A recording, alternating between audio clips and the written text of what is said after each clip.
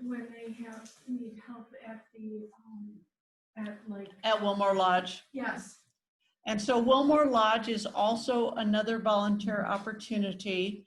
And Winnie, will you share that with the Yes, we have. with our class? We talked a little bit about it during orientation, that the pool bed, and then there's three other areas that I've secured. So I'll send out an email, and then you indicate if you want to work at Bless you. Wilmore, and then we'll set up a time, because I need to meet you there to identify the plans and let you know what needs to be done. And then, but did Bev Duncan is going to contact you after our next meeting. Did you want to work with her on the butterfly garden? So she has your contact information, and then the two of you will just coordinate together. But if you want to work on some other area. I want to cut those vines off that tree. Why? So do I. Those folks in the folks at home, when we had the Tuesday Master Gardener training at Wilmore Lodge, there was one tree and it had these thick vines growing up it. They're called English ivy. And what they'll do on a tree is when the tree, they can actually pull a tree down. They are so heavy and so invasive. And so we talked about a process where an easy way to kill them is to take a chunk, remove about a 6-inch piece from the top and the bottom and just take it out, and the vine will die and eventually it will come down. But I had asked Sarah Havens, our speaker, to kind of say, what's wrong with that tree? And she says, well, there's the English ivy. And I said, exactly.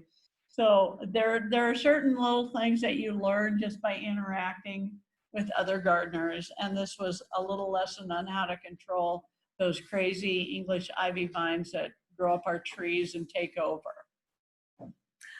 But I am going to jump right into using pesticides safely in the garden.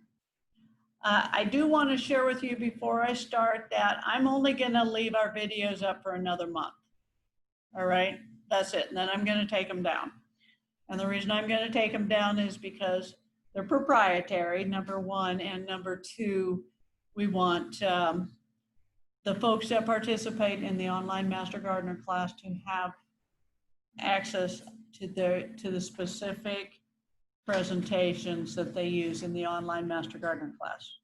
We have our kind of unique stuff, and I will make that available to people if they want to, but I am going to take them down from the YouTube channel. And while we're at it, Laura, were you ever able to get through any of that? I didn't get the chance to try it right from the thumb drive. Okay. So Did you bring it today? I did. What I'll do, I might copy it separately and give you the thing like I'm doing here, the PDF. Okay. Yeah, and you can go through them that way. So just make sure we do that before we leave. And folks at home, sorry, I brought 5 cuttings from my begonia, 4 cuttings, not 5, and I'm going to give them away to 4 of 5 people who are here that want them. And somebody's going to say, I don't want any. So I'm not worried about it. But I did bring those as gifts, and they were all rooted in jars of water, and I put them in little pots and brought them in. And I showed Andrea what it looks like, because I have a giant one in my office that you periodically have to cut back. And the healthy start you put in the water, and then you root it and plant it again. My Aunt Madeline's begonia that she gave me in 1990. Wow. So that's how long I've had it.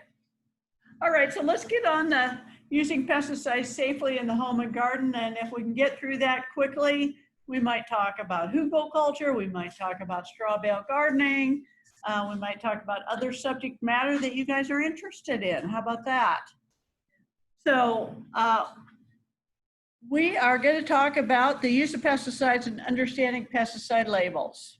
And I'm going to hope that this advances, but right now it's got to decide that it wants to. Here we are. There we go. So we'll talk about why you use pesticides, what they're used for. We're going to talk about what factors you need to consider, what's important to know on the label, number 3, and how to read what the label says. And here's why this is important. I made a discovery this weekend that woke me up in the middle of the night. And does anybody in this room or at home know what Sericea lespedeza is? I know Andrea does. She does now. And so does Marina, and so does Winnie. And I've got some handouts over there about invasive plants. Well, Sericea lespedeza, you'll see it in all, once you see it, you can't miss it. It's in all the ditches everywhere we go. And it's extremely invasive, and what it does is when it flowers, it drops about 3,000 to 4,000 seeds, and they persist in the soil. So I'm working in my yard over the weekend, and what I normally do, rather than spray chemical on them, is I just cut them down to the ground. That way, at least they're not going to flower, right? So I just cut them, and that's what I was doing. Well, I want to renovate my lawn. And I had these little 3-leaf, they aren't clover. I know they're not clover. So I was trying to figure out what they were, and I was going to ask campus to identify them. Well, as I was cutting the Sericea lespedeza, I realized at that moment that what that was in my lawn is Sericea lespedeza, and it's in large patches throughout my lawn. The only reason I couldn't identify it is because we mow. So it's green and it's short, but if it grows, it's long and stringy. I would have recognized it if we let our lawn grow, but the fact that we cut it, you know, at least it keeps it that. So I told my husband about it, and I said, hey, you know, if we want to renovate the lawn, we want to get rid of all this Sericea lespedeza. He says, okay, we'll get the Roundup out. Well, Roundup does not work on Sericea lespedeza. Triclopyr does. And the product is Remedy. And this is one of the books that we offer. You guys can't see it, but I will share it with you. This is one of the books we offer. It's called Weed and Brush Control. And it's how to identify just about any kind of weed in a pasture or in a field or in a garden. And we sell this for $22, folks at home. So I looked up Sericea lespedeza and I looked up the recommended treatment. It's called this Triclopyr Remedy, and that's what you use. But I have another question. What do you think that question is? How much? Well, we know it won't be cheap. Let's be honest. It's a chemical. Actually, yeah, how much? It's like a pint for about 1 to 2 pints is enough to treat my lawn where it is. Because the front lawn has grass. I was just going to overseed that, but the side and the back, we had some dirt work done, and the Sericea is what came up. And crabgrass. So, guess what my question is? And what would you ask if you were going to treat your lawn with a product? What was the question? Safe for pets. Okay, that's a really good question.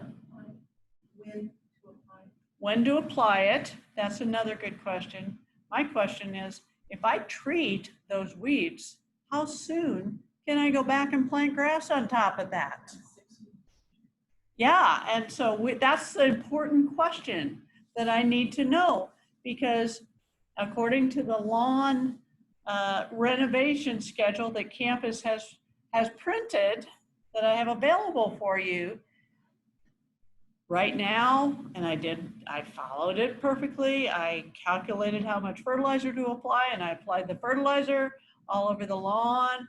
And in September, I'm going to start overseeding with my grass seed or my new seeding. But in August, you're supposed to kill the weeds and prepare the soil. What if that remedy will restrict the growth of all the grass seed that I just spent all sorts of money on?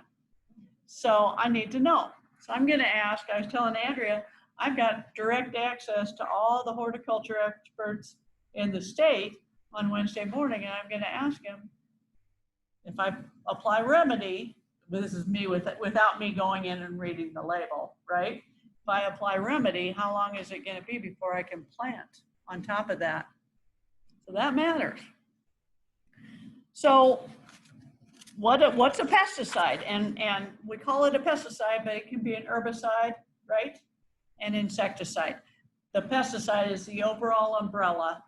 Herbicides, insecticides are what we, might differentiate. We use these to kill bugs. We use these to kill leaves, woody materials. So they're any product that may kill even moles, mildew, molds, bacteria. These are all just, it's an umbrella term for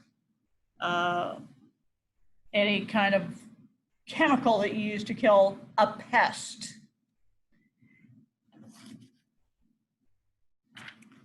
So obviously we want to use it properly, and that's what we're having this class about, because we want, number one, to improve how our lawn looks. Everybody wants a lawn like the bank, right?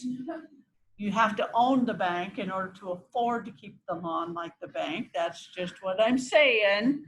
But we want to improve how our gardens and fields grow and how they look and what kind of plants we want to cultivate, certainly. In terms of mold and mildew, that's going to help us keep our living spaces sanitary and clean. And when we use it improperly, we hurt ourselves, we can hurt the environment, we can hurt our pets, right? And I just want to do one thing because there's a chat.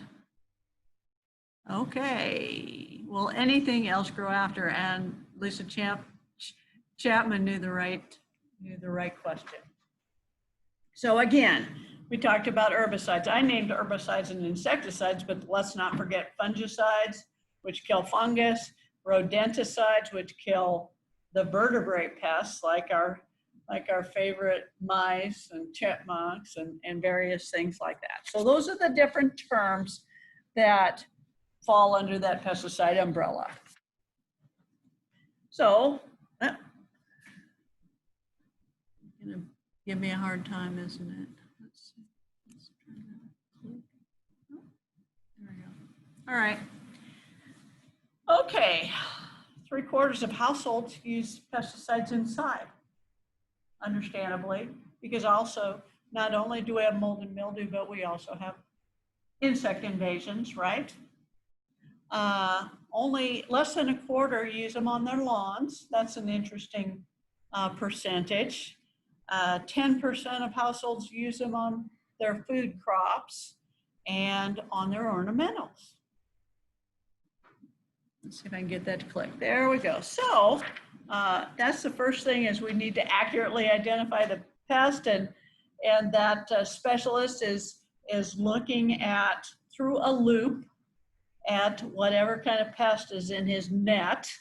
And I, just so you guys at home know, I got my loop out and we were looking at a scale insect that Marina brought in that's on her hosta. And I'm pretty sure it's a scale, but we'll kind of do a little verification before we go any further. But I love having that tool because you need to look at them close and they're little.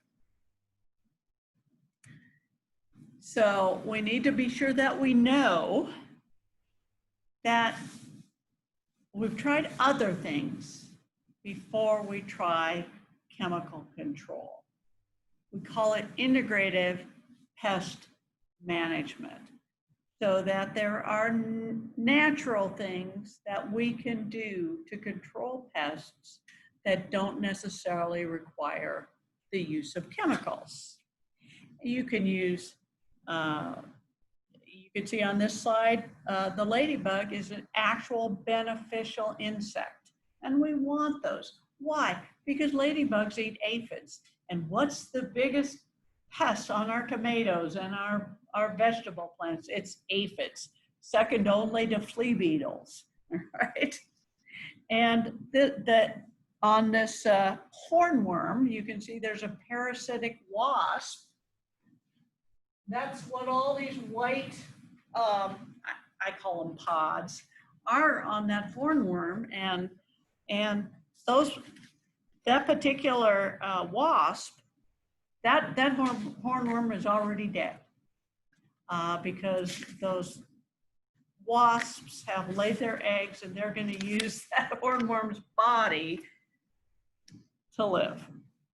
You know how fast that would take place to kill the worm though?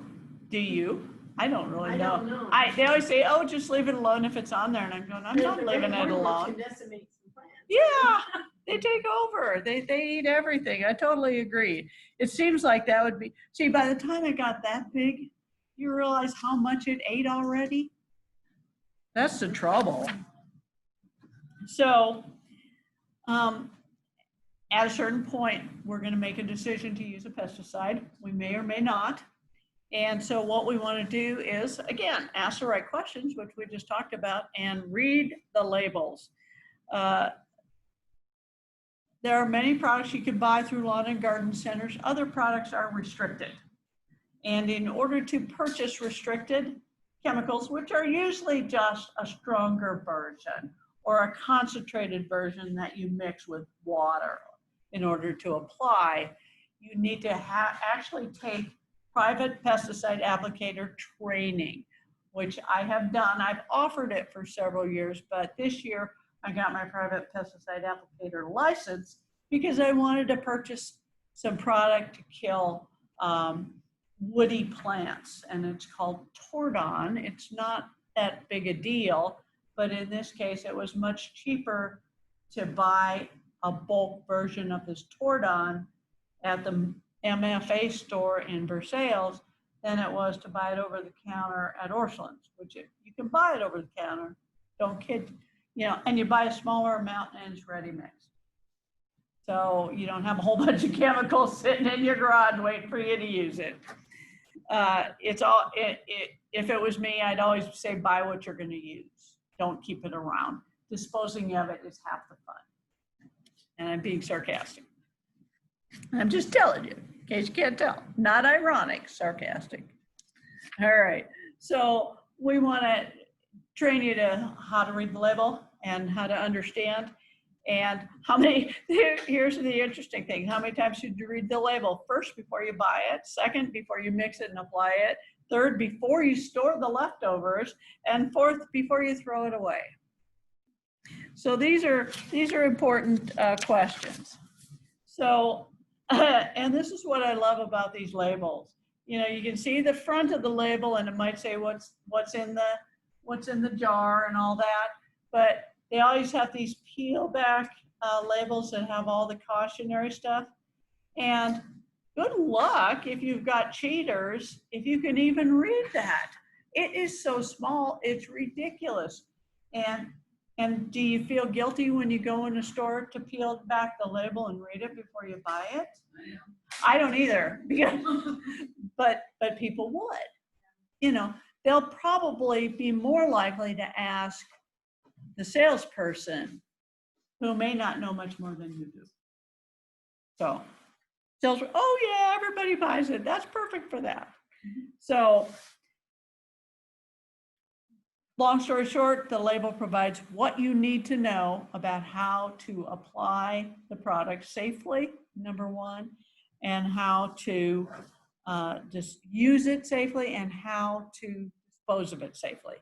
These are very important, and of course, the EPA is a registrar. The Environmental Protection Agency reviews all of these pesticides and approves them.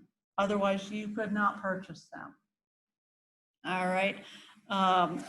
One of the things when I talked about private pesticide applicator training is we would normally offer it.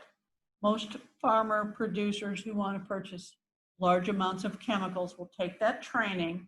It is free.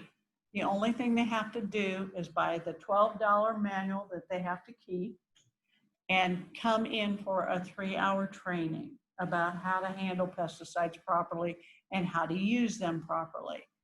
Well, that's changing after this year. Because of the Environmental Protection Agency, the cost is going to go up to minimal cost to something less than minimal. Let me just put it politely. So there's an opportunity here to, if you thought you needed to use heavy chemicals, to get that license before it becomes more expensive. That's why I went ahead and got my license. So, as they will say, the label is the law. And it's a violation of federal law to use a product in a manner inconsistent with its labeling. So this is why we always read the label directions. Has anyone heard of dicamba? Does anybody know? Marina knows what that is. You're from Iowa. Is that why you know? Ah! Which one do you work at now, or did you? That was the University of Iowa. Oh, okay. I got you. So dicamba is a chemical that has been around for many, many years, and it is a general herbicide that will kill just about everything. Well, as we know, as they improve soybean genomes, etc., they've developed a soybean that is dicamba resistant.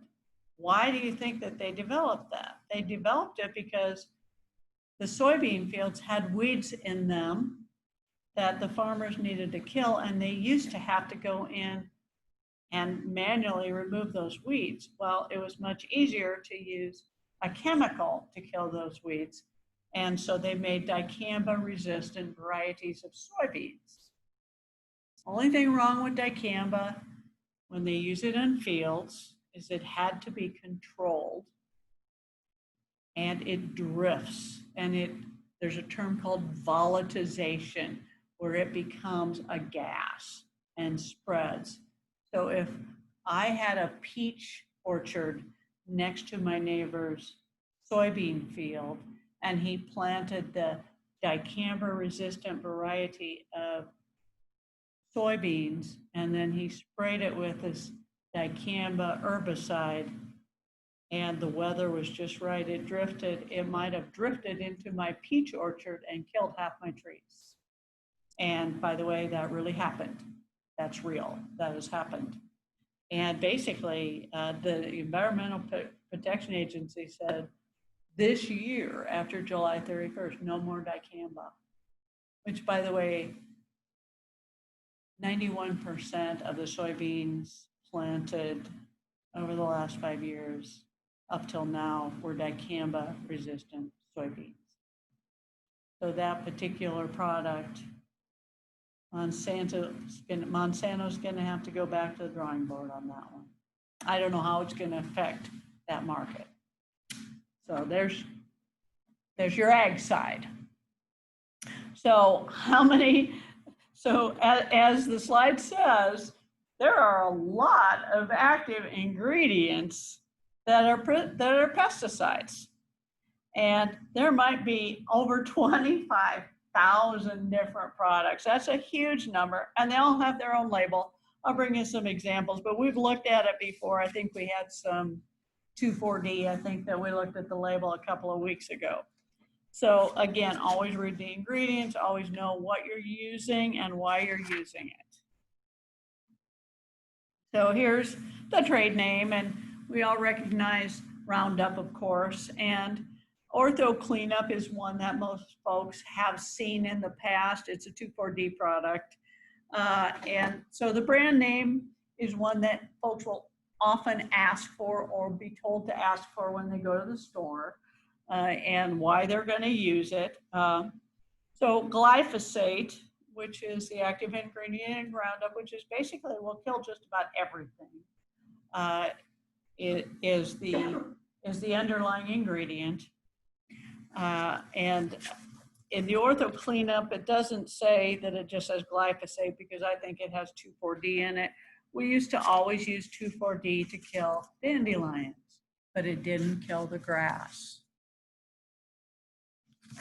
So those are trademarks, but here's what you might see on a label.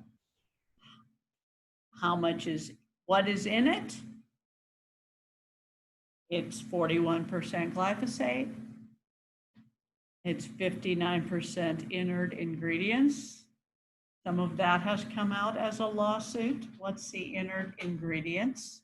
Because some of them are aluminum salts, or the term is adjuvants, something that makes the chemical stick to the product it's being applied to, or something that might stop it from being what I call volatilizing or drifting. But it's always very chemical, and it's always very important to know, and you're not going to know, by the way, what the inert ingredient is if all it says is inert ingredients.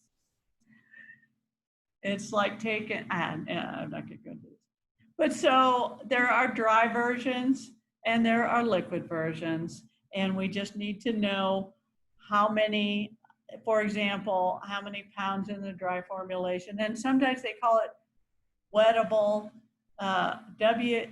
wettable product, and it will come as a powder, and you will mix it with water and apply it to your plants. And that's the term WP that you will see on your pesticide label.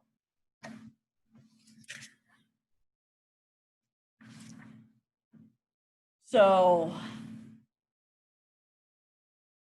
why read the label? Because it can help you know, number one, what you need to use to apply the pesticide, where it might counteract the effects or interact inappropriately with another chemical that you might be using.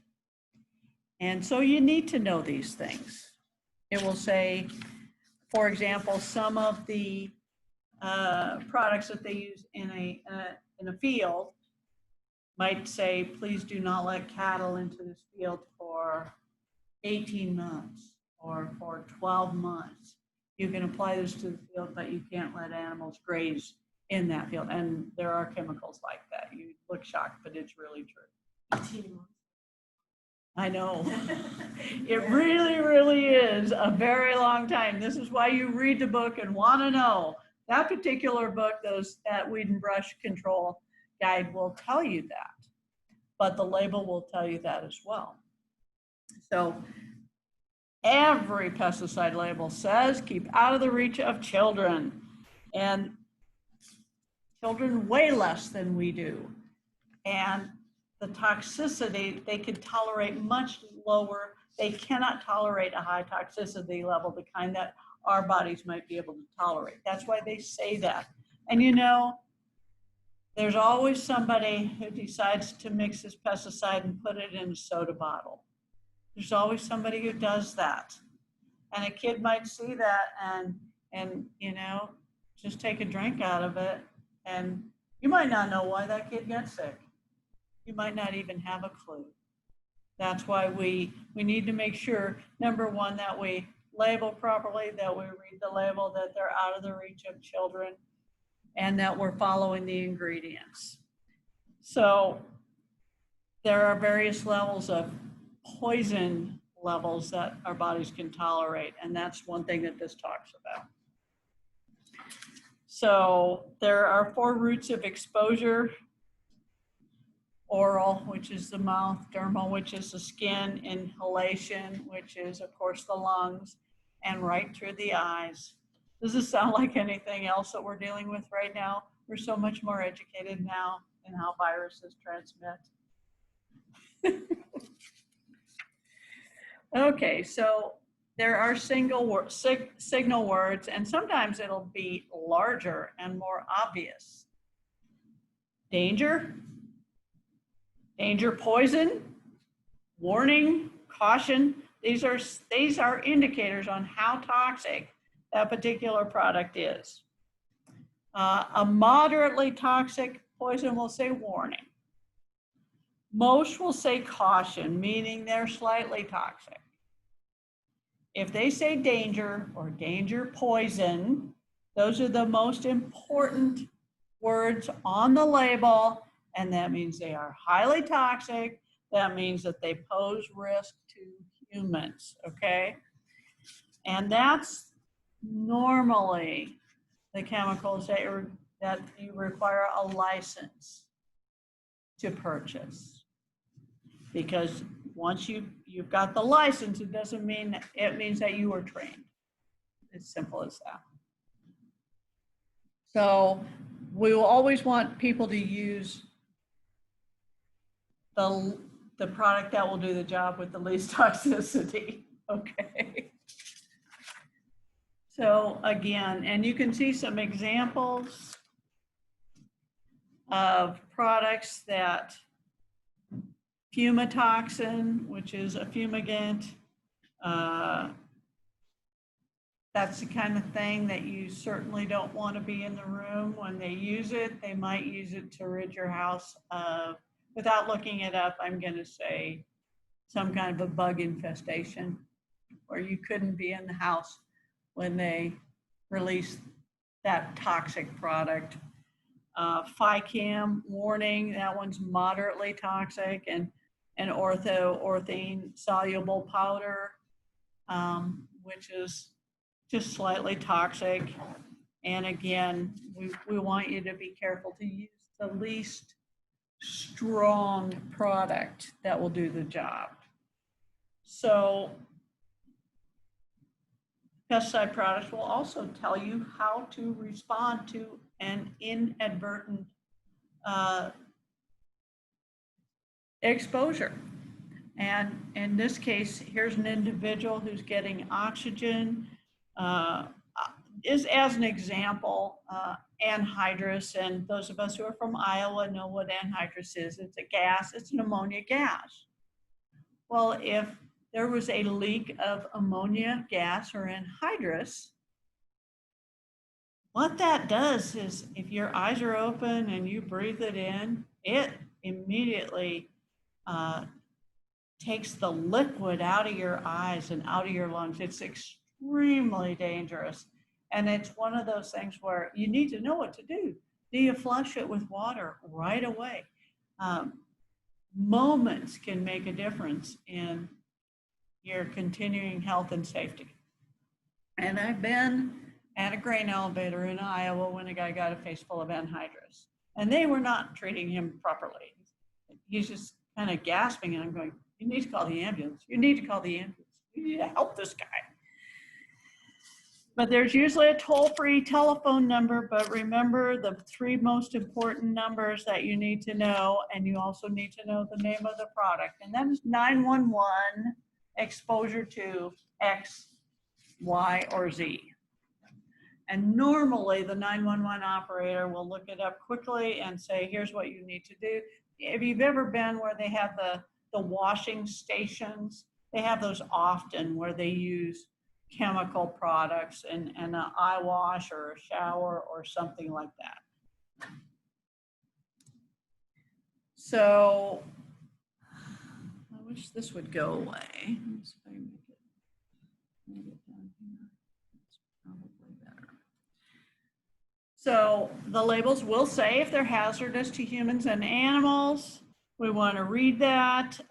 Swallowing, inhaling, or getting it on your skin could be the danger in that pesticide, and it will say that on the label. Most pesticide poisonings occur because they got it on their skin. And what is the biggest organ in the human body? It's your skin. Okay. Now I covered it up, and so now I can't. I wish I could find a way to hide this. Sorry. Somewhere here. There it is. I wish this wasn't invisible. So we call PPE, we all know that term now. We're just experts in everything. Personal protective equipment. And it's the minimum personal protective equipment that you need when you mix these products. Sometimes it's a rubber apron, often, and more times than not, and I always recommend gloves.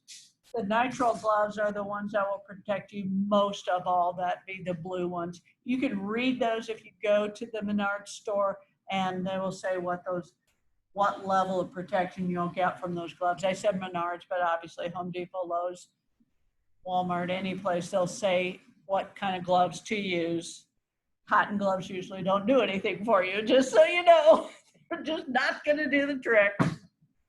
And again, sometimes we'll, you know, the shield, the facial shield, the 95 inhaler, and there are different levels of respiratory inhalers that will protect you. Some have a filter for chemicals, some have a filter just for dust. You know, a paint is another one. So you just need to know and make sure that you have the right protection equipment. And the rest of the story is, why do you not want to flush it down the toilet? Or why don't you want to pour it in the lake? Or why don't you want to pour it in the ground? It's because it can be hazardous to the environment. And somebody has a question.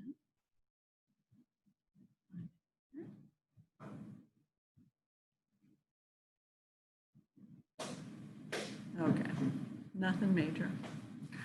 All right, so we're going to talk quickly about that, if I can find a way to advance my slides properly. There we go.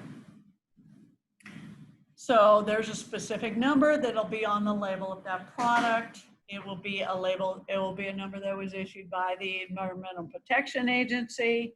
That means you know who made that. You know, obviously, we've all kind of looked at the different labels and the barcodes, and we know that there's certain information on there that says how to look that up. I might even have my chemical exposure book with me. I might bring that in and show it to you, so you can look up various chemicals, hazardous chemicals, and how to control them. So basically, that number says that the product's been tested by the EPA, number one, and that you can track it if something happens. So they may say that there's a fire or an explosion or a chemical hazard that happens, and it might say keep away from heat. Obviously, pay attention to that if you do so. Don't throw it in your burn pile to get rid of it, please. It would explode. And when they talk about use, they mean more than how much material to use. They mean how to properly mix it, how to properly store it, how to properly load it into equipment, how to handle it, how to transport it even, how to dispose of it. There's a pesticide container collection. The state of Missouri does it a couple, 3 times a year that are fairly nearby. A lot of farmers, bless their hearts, there'll be a huge pile of pesticide bottles out behind the barn. No comment.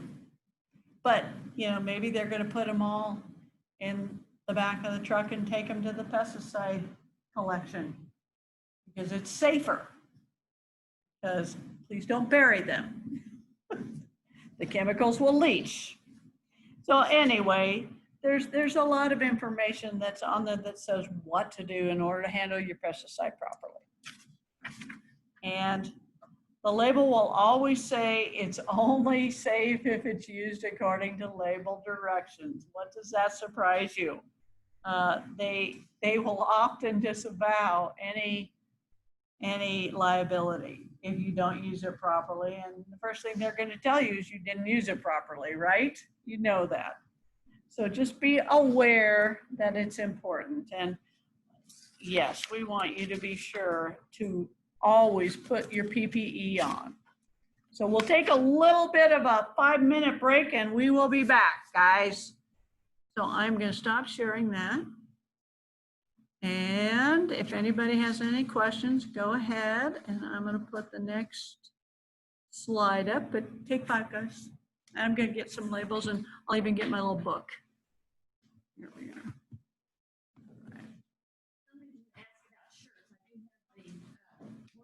I'll go ask Janet to make some copies. I was able to get it down to 5 sheets, I think. There's like 8 different styles. Janet, the administrative assistant, ordered these a few years ago, and she has never worn them, and she'd like to sell them. They're size small, they're the t-shirt. So if you would be interested in a t-shirt, size small, these are a couple that are here, and she would sell those for the price that she paid, which was $12.85. This year, the prices have gone up to $13.80. So if you're interested in a small.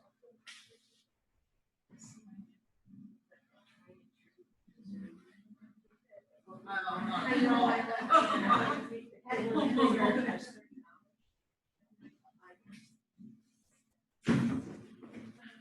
Hey, you still got that hood on. I was like. I know, last week when I read, he said, no, 2 more weeks. No, I'm sorry. Well, the same thing's true with Bring it snug and then you wash it and bring it.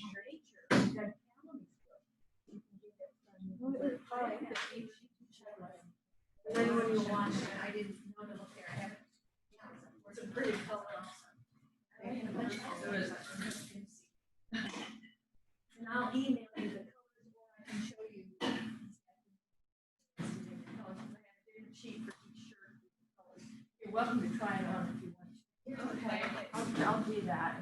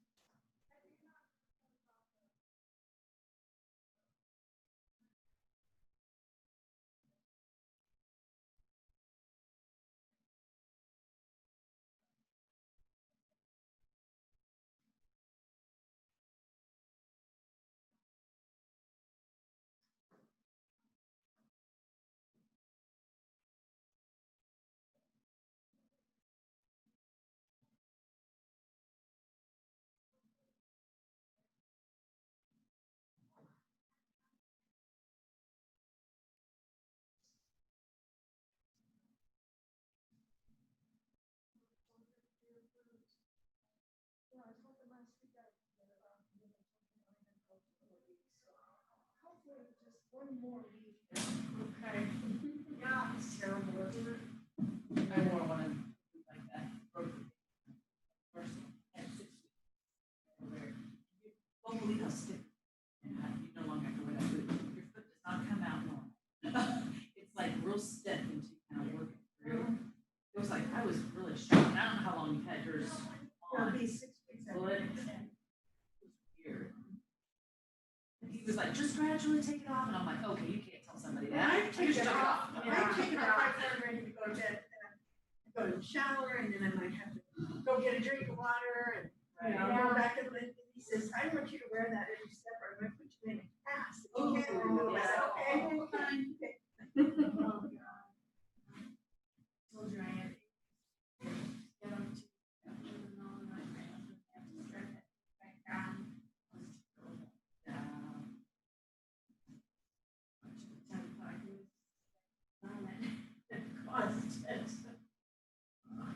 I was working in a behavior class, as a therapist, and they had a walk. Who thinks the walk? And a wooden chair went, and I'm the wooden chair that went across my. I have a good story like that. No, I just, yeah. I wish I could have said like skydiving or something cool. I didn't know there was things. She's really worried about That's what it looks like. I don't know, it's kind of a furry. I'm gonna start watching and see if I see it. I'm sure I I've can never probably. seen The that. stems are really tough. About this tall. It does, It's it's a pretty short short cotton, cotton, so. Oh, this is it. Oh, there you go. Oh, thank you. It looks kind of furry and maybe.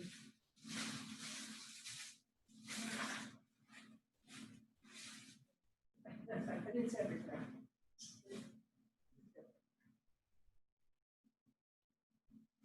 And grazing animals won't eat it, so it's really helpful in the pastures. It takes over some vegetation. Goats might eat a little of it, but not really. That's great. I wanna buy one of these, Tricia. Oh, sure. I think this is really excellent. They're good books. Yeah. They are really hot country, right? I grew up in Mississippi. I was Okay, gonna that's say- Mississippi. I know, I'm saying, we're glad we don't have kudzu.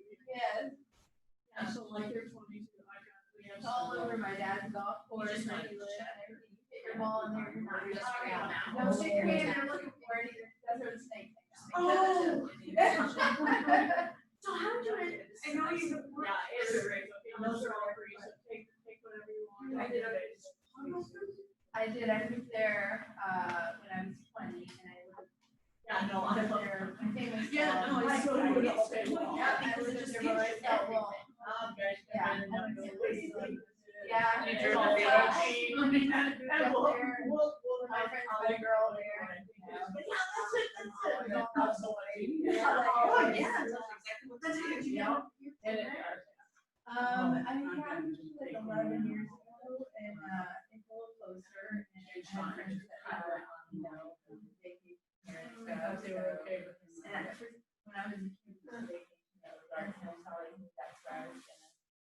end up, and I'm here and working out, I met my soulmate here, so that's good. Yeah. It's all good. Oh, my goodness. And I grew up there, Yeah. like I lived there 55 years. Yeah, well, that's a big change. Yeah, I'm just thinking that. I don't think so, because it's so comprehensive. It's not specific to this area. So, Yeah. Really. You're gonna find that stuff everywhere in the country. Yeah. Okay. No doubt about it.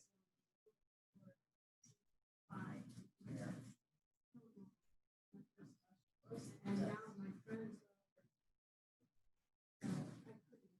Usually I'll bring you out when I teach pesticide Yeah. training. And farmers will take those.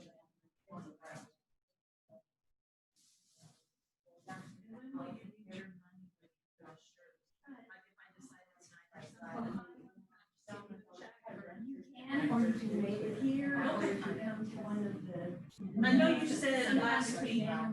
yeah, that you were gonna finalize it in September. Okay, great. And I'll email all these out. Yeah. I'll take that. And it was Sure. He said it was like. For that is good, it was just having a t-shirt and a email. It's crazy. And then we have regular shirts.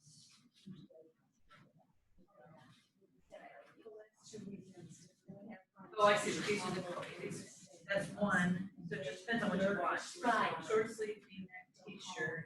And have a polo shirt. And long sleeve V-neck t-shirt. Wow, so many options.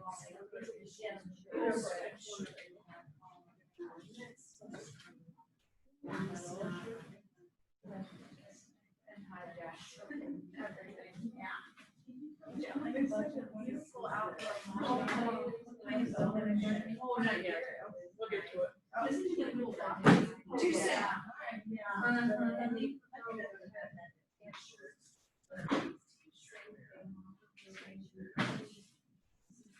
Are they full over sweatshirts or are they zipper?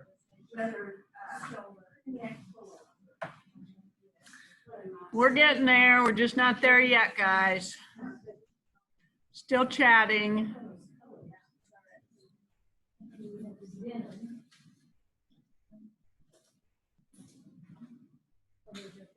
Yeah, each one. Is there one that's just a t-shirt? Yes, t-shirt right here. V-neck t-shirt. One of those. One of these, thank you. And it has long sleeve and short sleeve on it, and no vest on it. Some people wanted that rather than they don't have the limbs.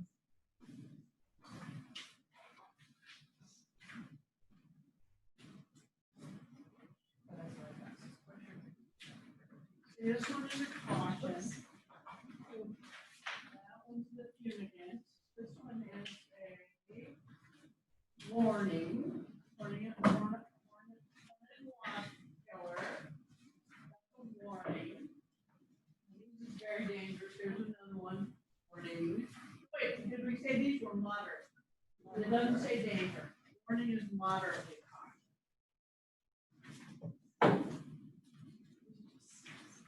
All right. You all right? So, Oh, really? I'm old school. I always have my checkbook on me.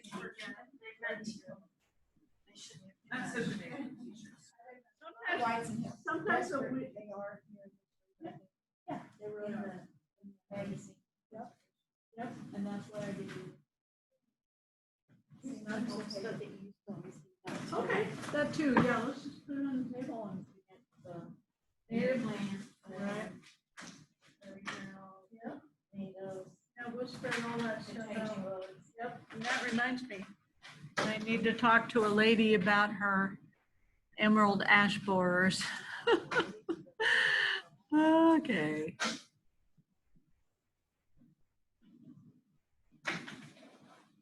Yeah, close it, as you can see, I got all the details here that are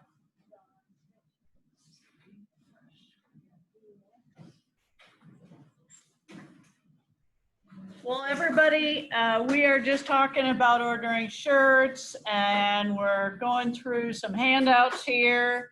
And if anybody wants the handouts, by all means, let me know. I'll be sharing via email what I handed out today, including some lists of invasive plants, some lists of native plants for your landscape, which some of you may have picked up already.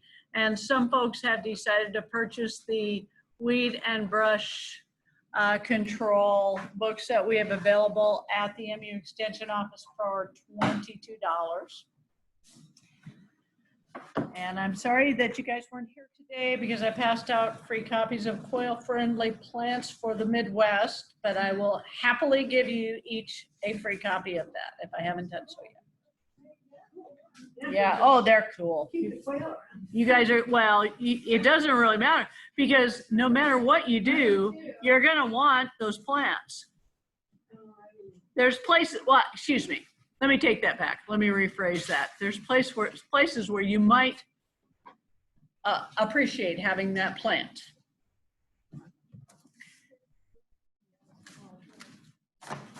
Okay, so we're gonna get started again, everybody. We are going to recognize, let me just see what the chat is. Please send links on what do the shirts look like. Lisa, I'll tell you what, when we've got time, we'll go on screen and show you a few of the shirts, okay? But we'll do that at the end of this segment. So we're going to recognize what the difference in pesticides are based on their labeled use. We're going to look at what kind of precautions we need to take. We're going to make sure that we understand that it's important to read the label and follow the label directions. And we're going to talk about how to properly calibrate your sprayer. And I'm hoping this works, but it doesn't really want to. I keep thinking it's gonna, there it is. All right. So there's a difference between fear and respect when we handle pesticides. You don't need to be afraid of pesticides. When you use them properly, they are a tremendous tool, a very useful tool. They, however, do deserve our respect. We certainly know that. Pesticides are poisons, no doubt about it. And so they can kill or harm pests, but if they were used inappropriately, they could kill people, and we don't want that.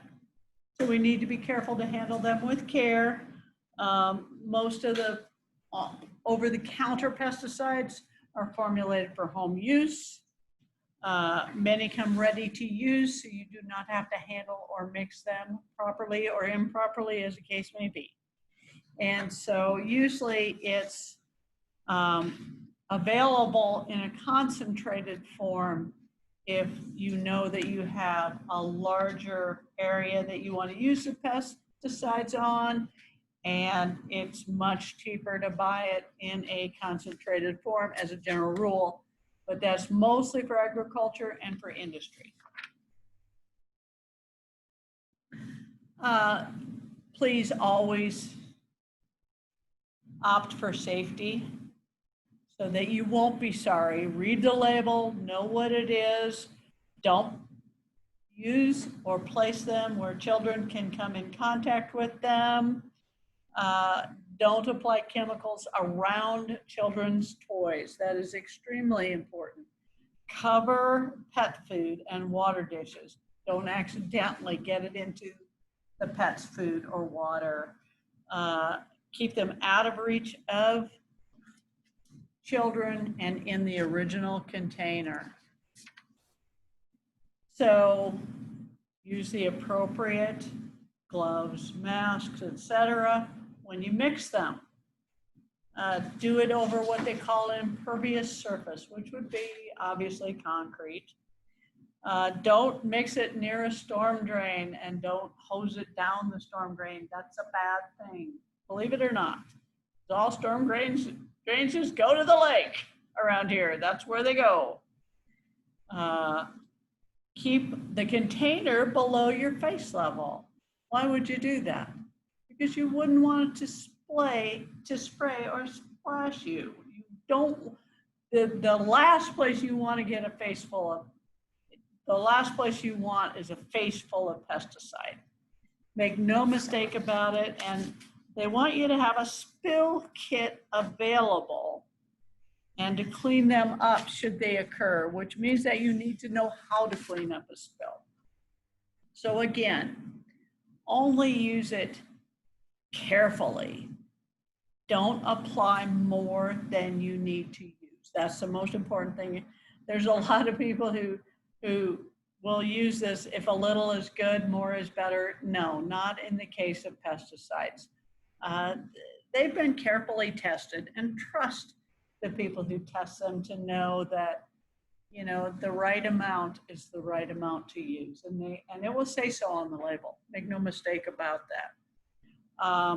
Sometimes if you use too much, your pests will become resistant to that chemical. And we've seen that with glyphosate, with Roundup. We've seen that. There's a lot of Roundup resistant weeds that's why they're using stronger chemicals these days. So read the label, find out how to handle the product, find out what that chemical controls in a pest, how to apply it, how much to apply, how to properly mix it, when to use it. It can be very expensive, and this is an example, the picture is an example of a plant that has been exposed to an herbicide. That's what herbicide exposure looks like. There are other versions of it, but that's a primary example. And remember that improper use can release it into the environment, and that's the last thing we want. Again, if you don't use enough, all right, you might just be wasting your money and your time by not applying it. So here's the one on with the lawn that has the crabgrass in it. And here's another one that has a bunch of grassy weeds that have infested that lawn as well. And as I was telling the story today, I was trying to identify a weed in my lawn. And as I was cutting the Sericea lespedeza that had grown to 1 to 2 foot tall, I realized that what that is in my lawn is Sericea lespedeza. And the reason I didn't recognize it is because we mow it all the time, so it's only an inch or 2 high. But now that I know what it is, now I'm going to properly find a way to control it because I don't want it in my lawn. So there are granular products, certainly, and we use the lawn spreader. Remember that when you apply certain granular products, you need to probably clean out your lawn spreader before you apply a different kind of granular product because you might accidentally do it wrong. Many of you have seen those tank sprayers. They'll usually hold about 2 gallons of liquid. You have to pump them. You have to walk around spraying specifically. That's how you spot spray a lawn or garden or a tree or something like that. Again, that's something to be careful with, to wear appropriate gloves and probably long sleeve shirts and pants. Don't go out in your flip-flops. Don't do that. Recommend not, okay?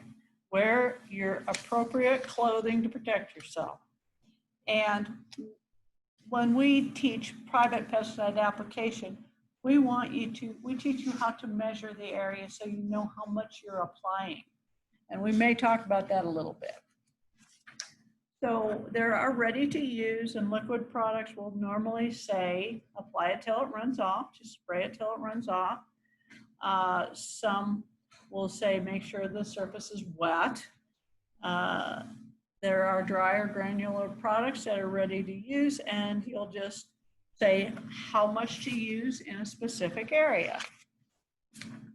By the way, in order to measure my lawn, I just did a little Google search, and there are 3 or 4 calculations that will go up to Google Earth to your property, and they'll put your address in, and they'll show your property, and you can draw little square lines around it, and it'll say how many square feet it is.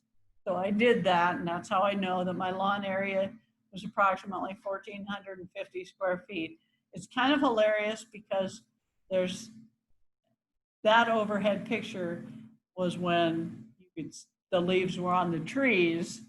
So, and it wouldn't let me draw a line around the area underneath the leafy trees. If you go to the GIS at the county, they'll normally have their overhead pictures without leaves on the trees so you can see. But in this case, one had the leaves on the trees, and I had to just make a guesstimate as to how much square foot that also consisted of. So anyway, because I just made a vow that this year I was going to do it right. So I was going to do it exactly according to the instructions for lawn renovation. So I needed to measure how much that was. I needed to see how much fertilizer and chemical to use and how much seed to apply. Those are all important things because if a little is good, a lot is better, right? Not necessarily. But anyway, so the pesticide label will indicate very clearly how much to dilute and what to dilute it into. In theory, it's good water, certainly. For example, there's a popular brand, they call it Carbaryl. Carbaryl was 7. It's not, 7 doesn't have Carbaryl in it anymore, but that's what it was.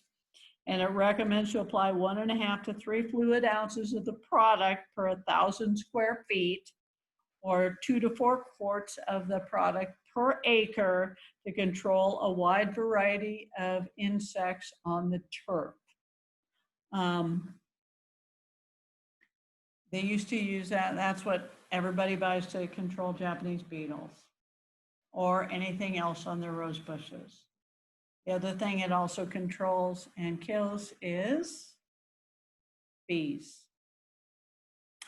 So we want you to, that's one of the reasons they don't use Carbaryl in 7 anymore, but one of the other reasons is that they've replaced it with sort of a natural permethrin chemical. But the most important thing to remember in that product is when to use it. Don't use it during the day when the bees are active. Use it early in the morning before they're out, or late in the evening after they've left for the day.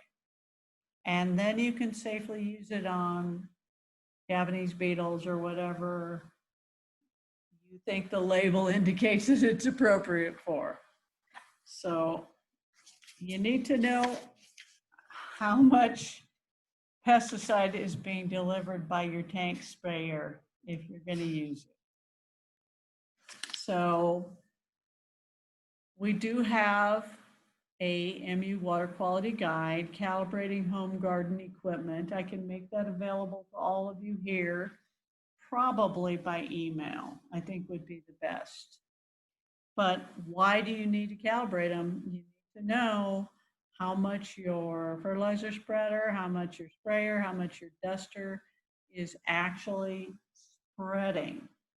So when I was spreading my fertilizer on my yard, I weighed out how much I needed to use. It said, hey, you need to use 10 pounds. I got a bucket, put what I thought was 10 pounds of it, stood on the scale with and without so I could see how much it was, right? Put it in my spreader. My spreader has a whole bunch of different calibrations.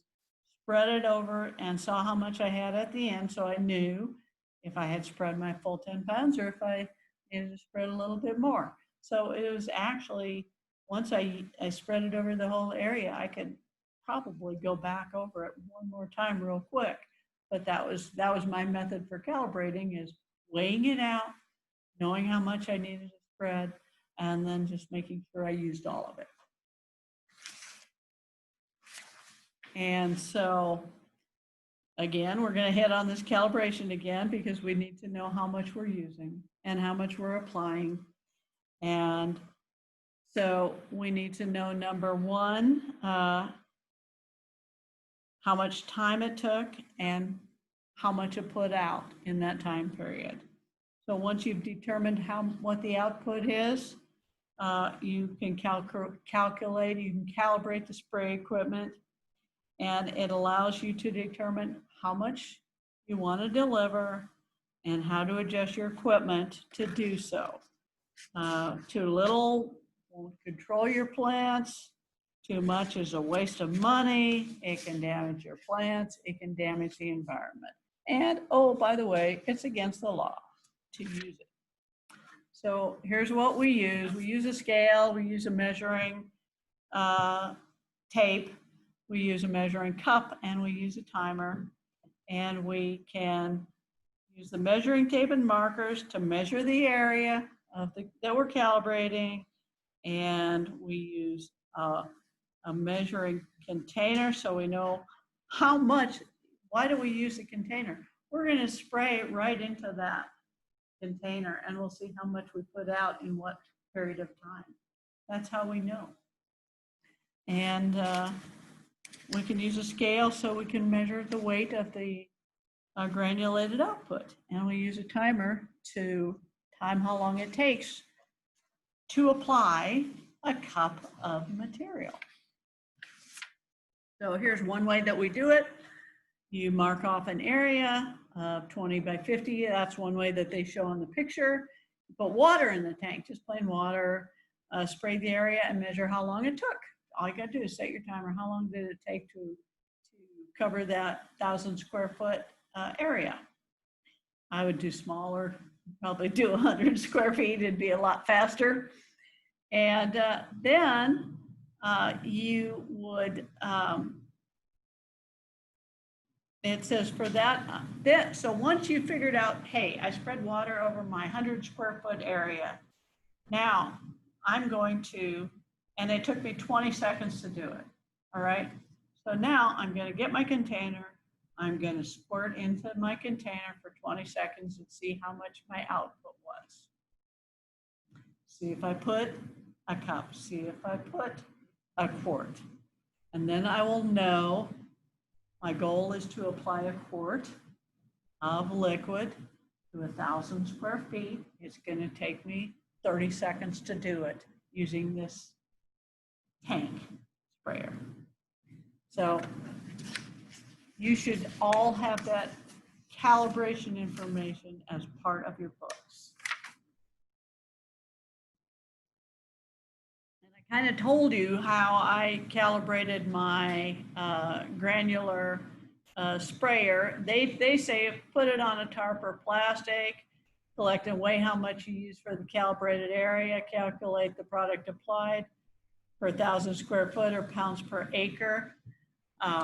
So that's one way to do it, and you can just see how much it spread out. My way was to weigh out that amount that it was supposed to be for the calculated area of my yard. I put it on a very low setting as a cyclone sprayer. You know, some of them, this one I bought, you can go from 1 to 20, and I don't know what 20 is, but I think it's wide open holes. And I just put it on 2.5 and spread it on my yard to see how much I had left at the end of my 10 pounds. Again, with pesticides, read the label first.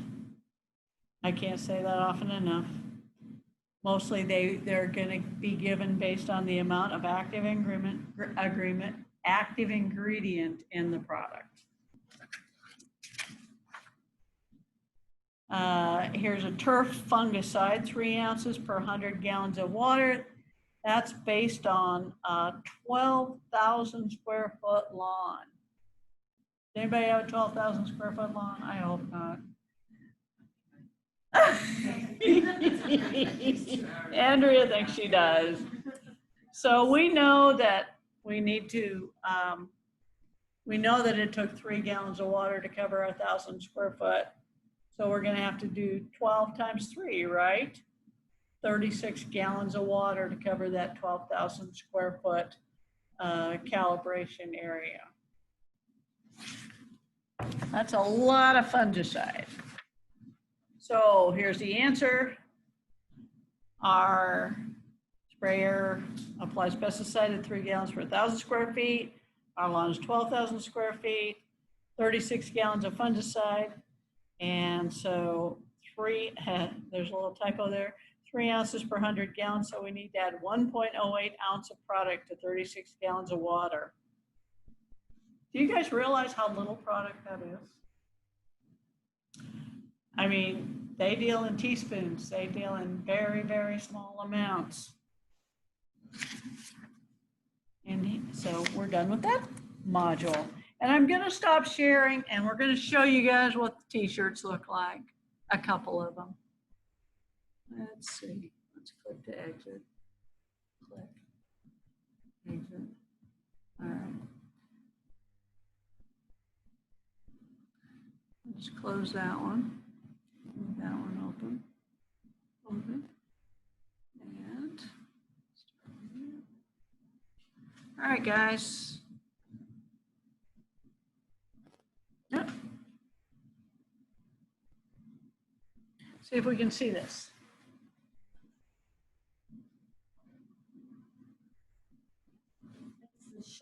sleeve crew neck. Can you guys see this? How much are they and where would we pick them up? Winnie, you better come up here. There's a lot.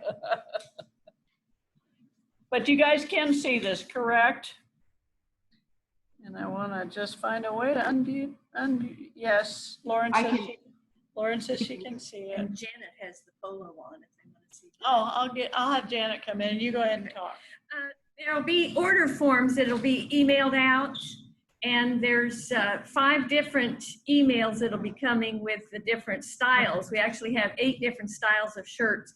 So there's an order form for polo shirts, for sweatshirts, for denim shirts, and then for the t-shirts, there's a crew neck, which is long sleeve or short sleeve, and then for the V-neck, it's long sleeve, short sleeve, in ladies sizes, and also there's a unisex size that's more of the adult men's size in the short sleeve with the V-neck. And along with the order form, there'll be an attachment that'll have the colors that you can click on, because there's like 18 or 20 different colors for the crew neck short sleeve t-shirt, and I think there's 2 colors for the denim shirt, and probably at least 10 colors for the V-neck shirts. Bigger view, but it wasn't. Okay. Okay, great. Why don't you come show them this lane over? It's okay. You look lovely. Go ahead, go closer. You have to look at the computer. Now you need to, there you So go. they can see the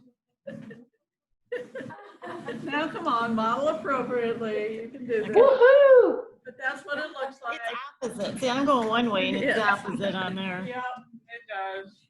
And the shirts have to be pre-ordered, so the orders aren't due until Thursday, September the 17th, because information will go out to all the Lake Area Master Gardeners, and they can bring it to the September meeting if you come, or you can mail it to the Extension office. Excellent. Thank you. And all that information is on the order form. that I'll Fabulous. email out. And I personally, I think they run just a tad bit small. I don't know, because Cause like now this is a large and I wear a medium. The little small is really a small, but I don't know, that's my take on it. I took the medium and the t-shirt, but the large and the polo. No polo. And they don't shrink. Well, that's good news. Okay, guys, we're gonna take another couple minutes.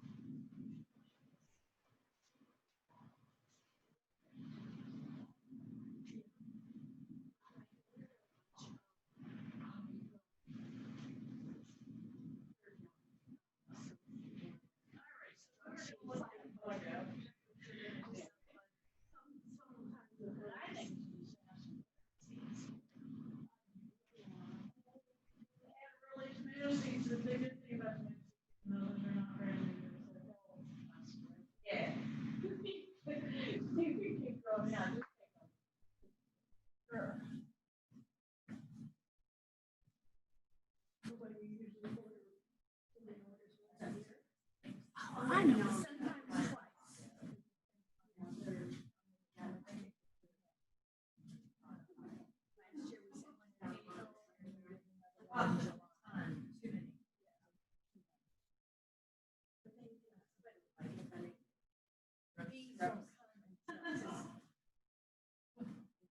Orders in September, and then they'll be ordering them and embroidering them in October, so we'll get them in November meeting. But, and if you don't come to the meeting, then you can pick them up in Canton at the extension office, the way we worked it before.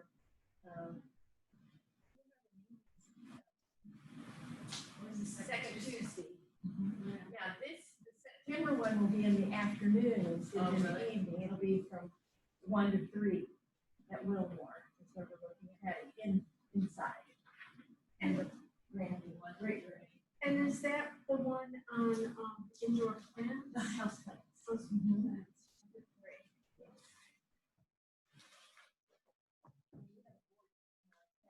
So, Joe and Lauren know.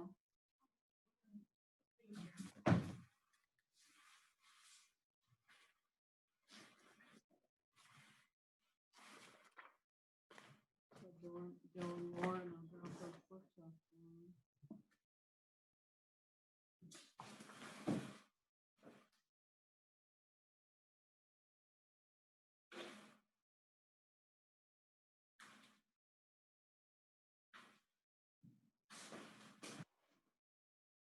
Where did you say you found that book? In my bedroom. I know. But have you guys been seeing the horse flies? Yeah. Well, There's one in the parking lot here. I call Horse them fly? pit bulls, flying pit bulls. Oh, We it's use terrible. abandoned racket at our house. They're awful. They're the worst. Why, but it, We can just snap them up at your leg. Well, you know, but if I get a horsefly bite, oh my gosh, I swallow so much. It's terrible.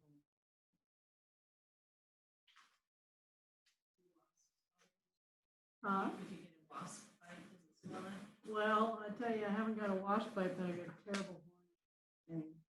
And it really swelled up. I was,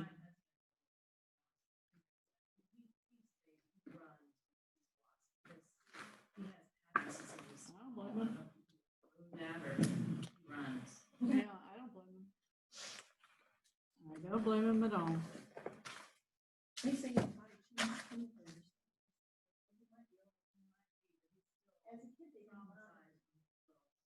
But when I was pregnant, I was my hand and my arm so looked like. I've never seen that. Oh, gosh. Very, very long time. But even 20 years later, it happened again in the same kind of swelling. So I don't think I've changed back to a kid.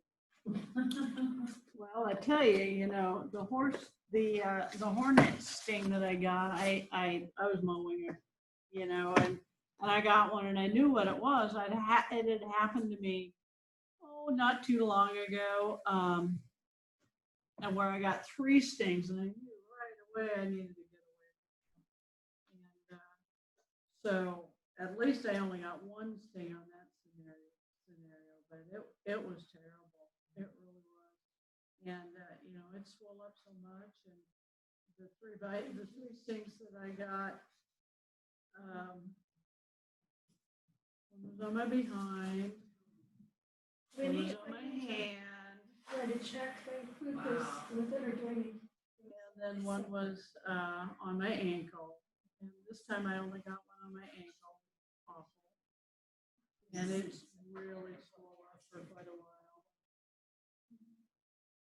But I might see it in here.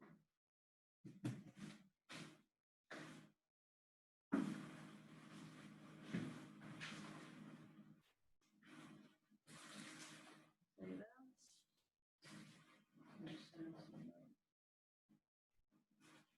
Oh, assassin, that sounds just wonderful. I know, right? Yeah, so let's see. Take a look, I think that's what you've got there. Well, you guys, we're gonna get started again. And everybody can see the slide, right? Lisa says, I'm curious if anyone is saving seeds, mainly veggies. I'm gonna save some from a very basic veggie garden and would be willing to share and trade. and she's sharing her email, which I will share with everybody. We're passing out some tomato seeds today. But I would not object to getting together one of these days. I think we should get together again and kind of have some closure, I guess. I'll just call it that. Because it's like, I love you guys. I'm so glad you're in this class. And I'm grateful that all of you trusted us enough to be willing to come to Tuscumbia or to Zoom in or whatever so we can have this class. I think it's worked out really well.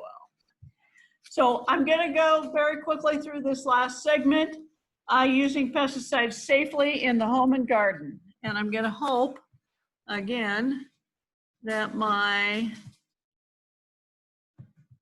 computer decides to let me. There we are. So there's a concept called LD50, and we will talk about that shortly. And we're going to talk about how pesticides get into your body. Not good to know, but important news that you need to know what personal protective equipment looks like, how to handle your clothing once you've applied chemicals, how to properly store chemicals, and some reasons why it might not be appropriate to use chemicals in a sensitive area, like right by the beach, for example. So the hazard is the toxicity times the exposure. The toxicity is how dangerous the pesticide is. It's a function of how poisonous that pesticide might be. And the exposure is how the pesticide enters your body. There are various variables that we talk about, and we talk about concentration versus duration. And I'm still going to have to find a way to advance the slides separately. Somewhere there it is. Okay. So LD50, and I know Marina knows what this means. It means lethal dose. And the LD50 reflects the amount of pesticide, milligrams of active ingredient per kilogram of body weight that in a single dose killed 50% of the test animals it was given to. The lower the LD50 number, the greater the pesticide's toxicity, and vice versa. Something else that's kind of in the way. Sorry it's taken me so long, so I'm having so much trouble advancing the slides. So here's a little clue for you. If it's toxic category 1, orally, 0 to 50 milligrams per kilogram. The signal word is danger or danger poison. And the adult lethal dose orally in your mouth is a few drops to a teaspoon. That's pretty nasty stuff. If the toxicity category is 2, the oral LD50 is between 50 and 500. The signal word is warning. Toxicity is a lethal dose, is a teaspoon to 1 ounce. That's still not very much. Toxicity category 3, between 500 and 5,000 milligrams per kilogram. The word is caution. And the adult lethal dose is 1 ounce to a pint or a pound. And category 4, which is pretty safe, over 5,000 milligrams per kilogram. Caution, and if the label doesn't even have to say caution, it's optional. And more than a pint or a pound, more than a pint to a pound, I guess. It does not mean, however, that we should not be careful using these pesticides. So, in the skin, what are some of the symptoms and how does it enter your body? So, the skin obviously is the most common way that you are exposed, that we are exposed. You might see, if it was acute, meaning very serious, itching, blisters, or rash, okay? If you would accidentally ingest it orally, your mouth would burn, your throat might be sore, your stomach might be upset. If you accidentally inhale it, you may feel pain or tightness in your chest. And if it gets into your eyes might be irritated, you might have temporary or permanent blindness. This is why we want to sometimes wear goggles. And sometimes that is a personal protective equipment that is required. So, are all dermal entry routes equal?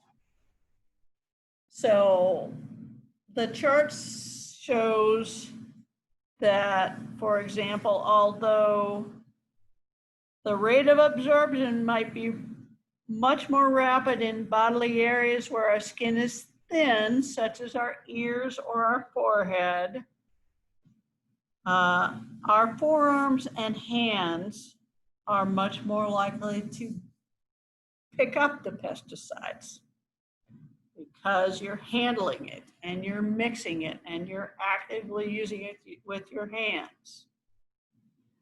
I'm going to tell you one thing that is not on this list, and I think you guys can guess what it is. Sorry about that. I think you can guess what it is, but first I will tell you that the percent of relative absorption is 8% if you use your forearms, 11.8 palm of your hands, 13.5 through the balls of your foot, 18% relative absorption through your abdomen. Obviously, the forehead and the ear canal is much faster, and the percentage is much higher of your absorption. There's one more part of your body that's not listed here that is, let's just say, rated R. Genitals. Not your mouth, your genitals. Okay, it's much higher, it's highest. And there's an old joke that I'll say that you can tell what a person does for a living if they wash their hands before they go to the bathroom. Okay. When I worked at the IRS, I did. Because I was handling those forms that I didn't know where they were. Of course, I know. It's really, really true. You just don't know. I mean, that's the trouble with most of this stuff. So the label's going to say what your minimum protective equipment is, chemical resistant gloves, eye protection, respirator, dust masks, long sleeve shirt, rubber boots. And that's the minimum. And you can always protect yourself more. Always gloves, the first line of defense. I talked to you earlier about using the right kind of gloves. Don't use cloth or leather gloves to handle pesticides because they do not protect you. A rubber glove is what you need to do. And just keep that in mind. Some of them will say nitrate protective and various levels of protection on the various gloves. So again, most pesticide exposure is through skin contact. And that's why properly using your equipment is extremely important. And notice this person over here, He's not taking any chances. He's got the guy, let's just say, let's see, it's on our right, and I think it'll be on your right as well. He's got gloves, he's got long sleeves, he's got a mask, he's got a hat, he's protecting his skull, he's got boots on, proper boots, and he's got full jeans on. The guy on the other side is not. He is, his arms are exposed. He might be dripping pesticide, getting it all over his hands. He's not wearing gloves. So when you're done, anything that's disposable, throw it away, okay? Empty pesticide containers, and I'll talk a little bit more about that in a moment. Anything that's reusable, wash it with soap and water. Store it away from children's, and store your gear away. Shower thoroughly and change into clean clothing. Because of bugs, I actually remove my outer gear before I go inside. And then it goes right in the washer. I mean, ticks. I don't want to bring ticks in the house. I just don't. But it's the same process with pesticide exposure. You know, they have a paper, this is Andrea here. They have a paper coverall that you can wear. They have paper boots. There's things that you can get that you can dispose of if you're using strong chemicals. So again, laundering pesticide contaminated clothing. We do have a MU guide because MU has a guide for everything. Yes, we do. And we talk about how to wash and dry your pesticide, your clothing after you applied that product. So be ready for an emergency. And really, that's the most important thing. Know what you're handling. Number one, what chemical are you handling? If there's a symptom that you observe in yourself or in anyone else, be sure to know how to contact the Poison Control Center. I'd recommend 911. Have the label in hand when you talk to that individual. And here's the number, the Poison Control Center, 800-366-6888. They're gonna ask you, you might as well know. And so the ideal thing is to buy only what you're going to use. For home gardeners, a ready-to-use formulation is just fine. And did you have a question, MP? The phone number that was up there is not the phone number that's in the book, so I was wondering which one was correct. We will look it up and make sure that we know when we have ended this, because this is a 5-year-old Yeah, I didn't know. presentation. It's important, we need to know. Make sure, by the way, number one, that you're storing your pesticide in its original container if you're going to store it, and make sure that you can secure that product and keep it out of reach of children. A locked cabinet will work, a shed will work, but kids get into these jars. Back in the, we don't see that many soda bottles anymore, but back in the day, that's what farmers used to use, was a soda bottle. So when you store it, there are temperature requirements. You need to make sure you read that label, and if it says don't store it in something over, 80 degrees or something like that, be aware of that and know that these temperatures can affect the, I would call it efficacy or the effectiveness of the product if it's stored improperly. Many you must store out of the contact with heat.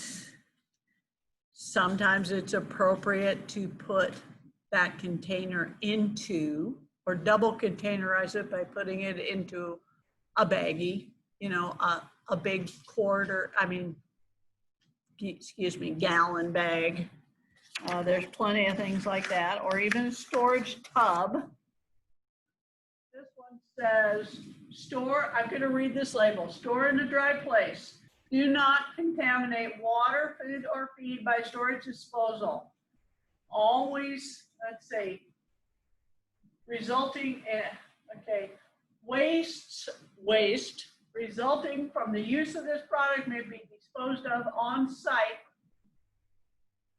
at an approved waste disposal facility. And then it also says completely empty bag into application equipment. Dispose of empty bag in a sanitary landfill by incineration or by open burning if allowed by state and local authorities. If burned, keep away from the smoke. Good idea. And then they talk about precautions in the case of a spill. And so that will also be part of the label. So burning of empty pesticide containers is not legal in Missouri. However, empty containers may be disposed of in an approved sanitary landfill after they've been triple rinsed in the case of liquid formulations or thoroughly emptied in the case of dry formulation. So you rinse it, you pour it into where you're mixing your pesticide. It's tricky. So here's the no's. Do not flush them down the drain. Do not flush them down the toilet. Do not pour them in the sewer. Do not leave them on the ground. Do not put unused pesticides in the trash. It's very tempting to do that. It's the easy thing to do. There are approved ways to dispose of pesticide containers. Triple rinse the container, add the rinsed water directly into the sprayer. Dry formulations, shake these directly onto site or into spreader. And don't store your cans behind the barn and leave them there, okay? That's a no. There are pesticide collections that regularly occur. Missouri Department of Agriculture will publicize those. Okay, so I am going to stop sharing because I believe that is the last slide of this. And we have several questions. Stop sharing. Okay. All right.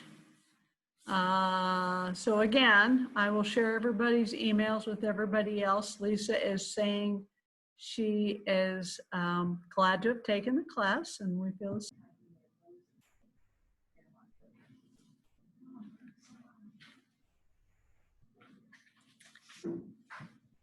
Okay, everybody, I'm just going to very quickly, while we're waiting for David to join us, go through a little bit of an insect presentation because we had a question about insects. So if I can get the slides to advance.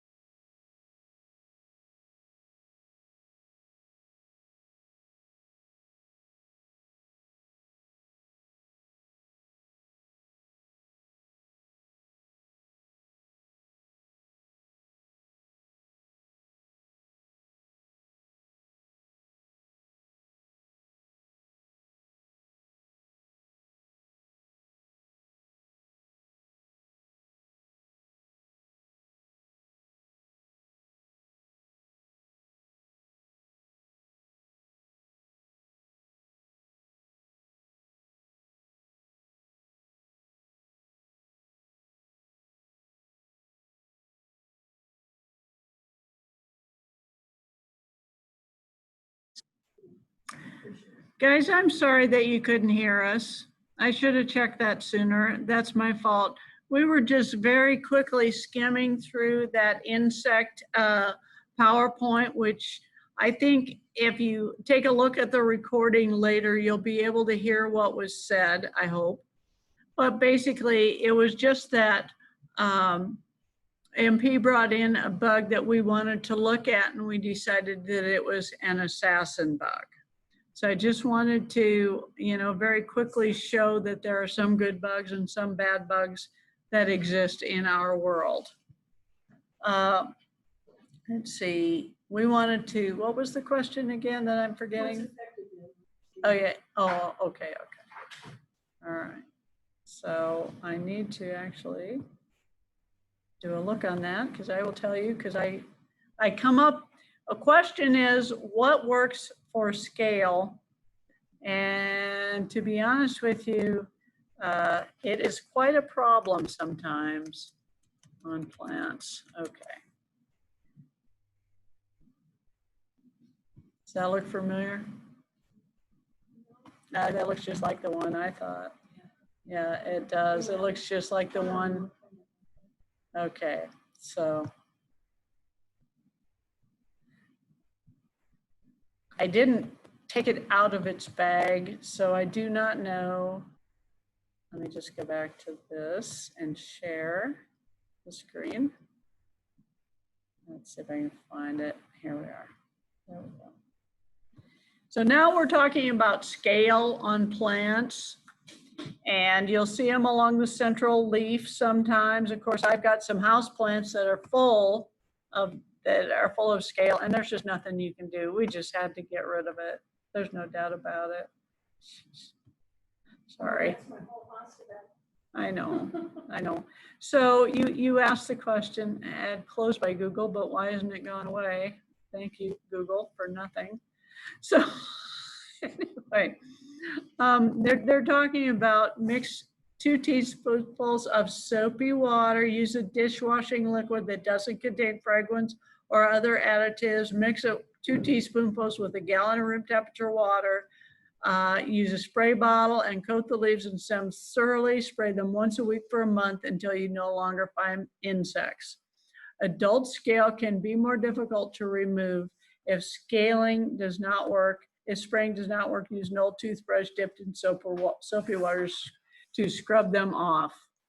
And I'm sorry, because that was a terrible website to talk about scale.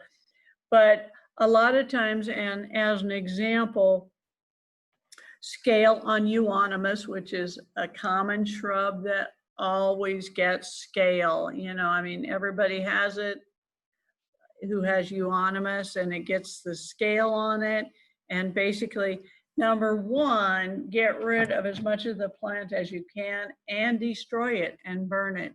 But number two, the thing I'm most likely to recommend to you is replace it with something else, because euonymus is very susceptible to scale. And once you get it, it doesn't go away. It's just almost impossible. Well, I've had it, like I said, on my lilac bushes in Iowa before. And I'm just ended up cutting the whole branches on the Virgo. That looks so much different in the way it layered and attached to the thing. Yeah, and we might take another closer look at it, and I might have a better response for you on that. But so folks in the field, Kathy Lorson says, white gnat-like insect that flies into mass when you move some leaves of plant, how to get rid of them? Those are aphids. It could be whitefly, but long story short, if you want to get rid of them, a natural predator is ladybugs, if you see them. But if you want to get rid of them, get insecticidal soap and use it and spray it on your plants. You can, we talk about fragrance-free soapy water, but you need to be very careful when you spray soapy water on your plants, because some of them, it might hurt, as we heard earlier.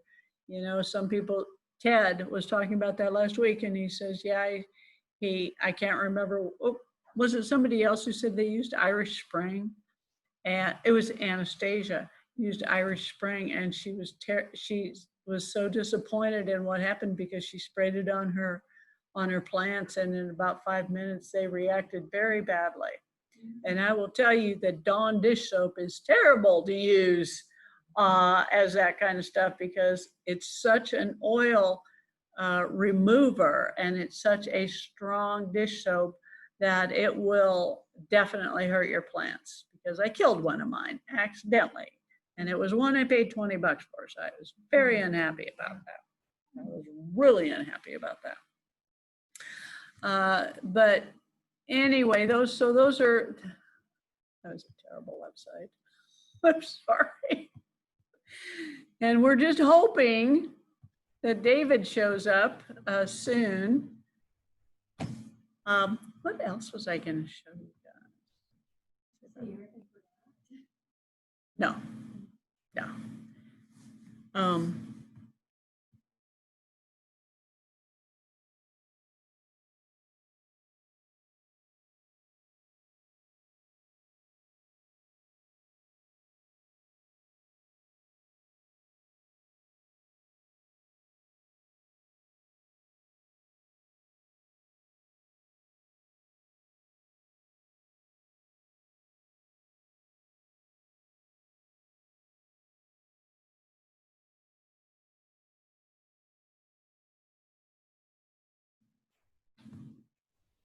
So,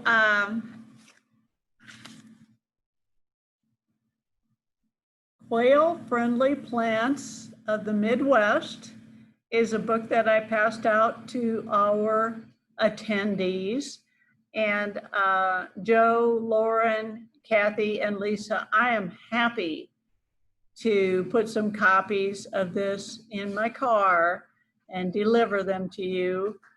Joe and Lauren, I can drop them off at Doctor's if you like on my way home. I'm happy to do that. Of course, today I'll be going home at 6, so you guys will be closed.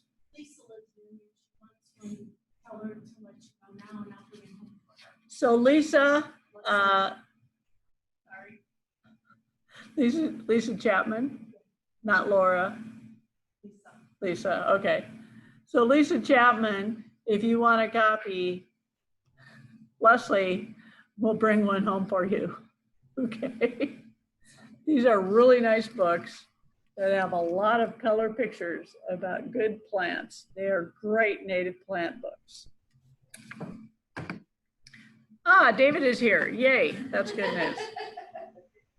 So hi, Dave Trenkline. Well, how are you, Trish? Great, we're having a good day. How about you? Well, I haven't achieved greatness yet today, but it's still early. There's still time. Yes. Hope springs eternal. I know. What I'm gonna do for you is, I just gave you permission, and Joe said that would be great. So I'll drop, Joe, one of these days I will drop a couple of those off at Doctor's Lawn, either coming or going, okay, during business hours. And David, I just gave you the ability to share your screen. I don't see it yet, but let's try. Okay. Yes, okay, let me boot up my first PowerPoint here. You know what? I need to plug in the microphone for you guys, the speaker.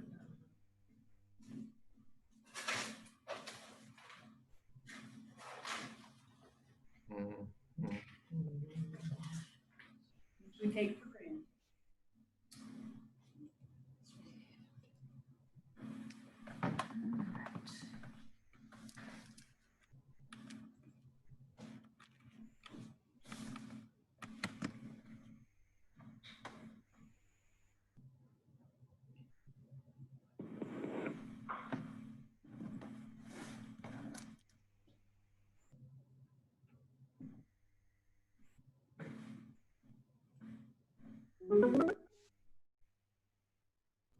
Your default speaker is now changed. Okay, perfect. And I think we are recording. And David, we are ready for you Okay. If at any time you want to ask questions, Trish, I'm going to have to, just a second, maybe I can, no, I can't. Rely on you to just jump in. Let me pin this here. Yeah. Yeah, David, I will certainly, I'll kind of Okay. watch for chat for you and kick in. Okay, great. And basically, until then, I'm going to mute my microphone so that you are the only speaker. Got it.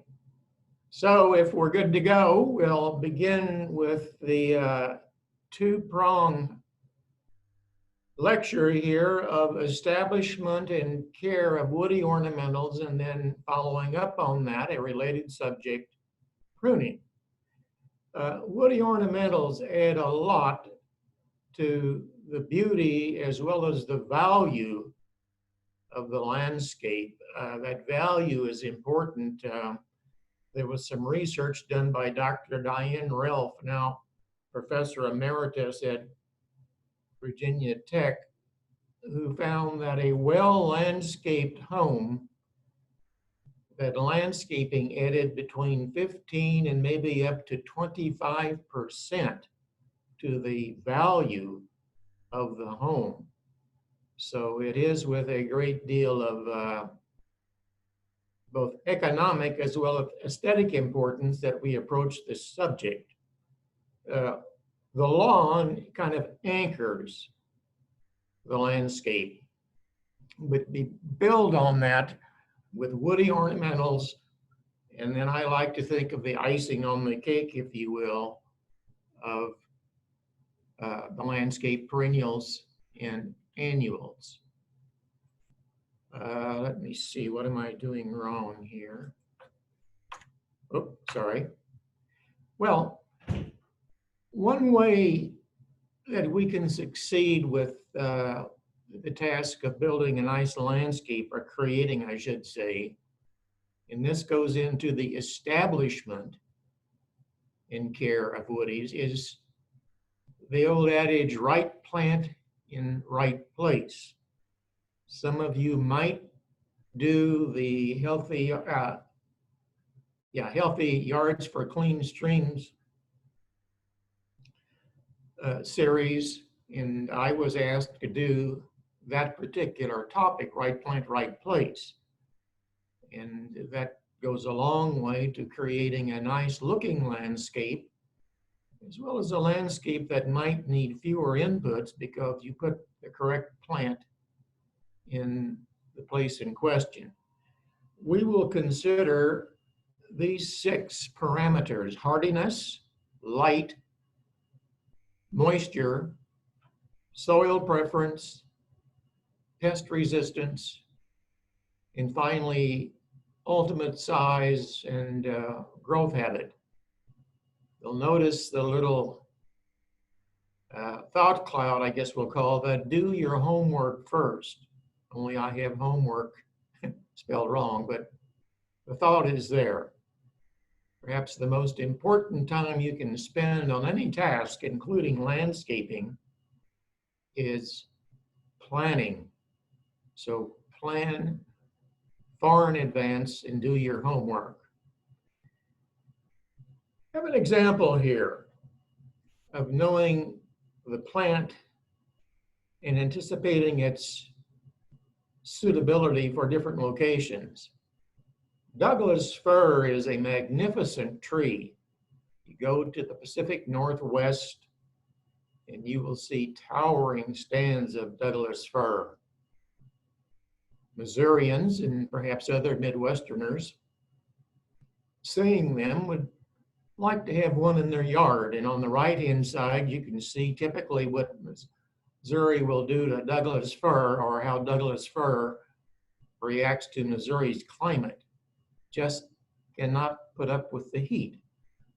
So take-home point here is knowing that we know that in spite of how nice it might seem to have a Douglas fir in our yard, it's just frankly a waste of time and money. So let's go through those 6 parameters that we talked about. And the first is hardiness. And when we talk about hardiness, we talk about cold hardiness. This is the first thing you should consider as you consider selecting a species, or in certain cases, a cultivar of a species to plant in your yard. What you're looking at is a care tag. Different companies make different types, but in all cases, really for annuals, perennials, and certainly for woodies, you will see a zone of hardiness rating on that care tag. Now, you ask, well, what does that mean? The USDA puts out what it calls a plant hardiness zone map. It frankly categorizes all of North America. We'll forget about Canada, no offense to Canadians, and just concentrate on the continental United States here.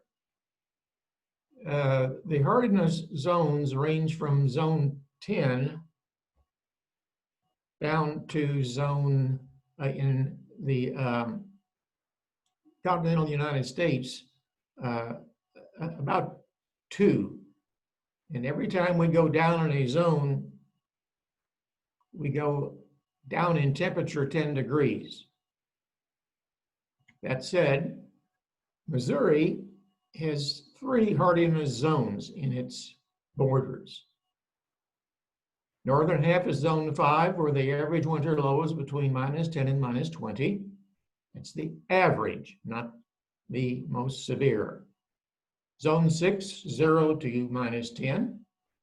And the banana belt of Missouri is down in the boot heel, where typically it would achieve 10 down to 0. So if we see something that's only rated for hardiness zone 7 and we want to plant it up in Kirksville, that's not a very good idea. There are a few situations where you can create microclimatic effects, but nonetheless, sticking with the advertised hardiness zone of a woody plant is frankly a very wise decision. On the opposite end of the spectrum would be the heat zone map. This is expressed a bit differently. I've got Missouri circled. Let's go and look close up.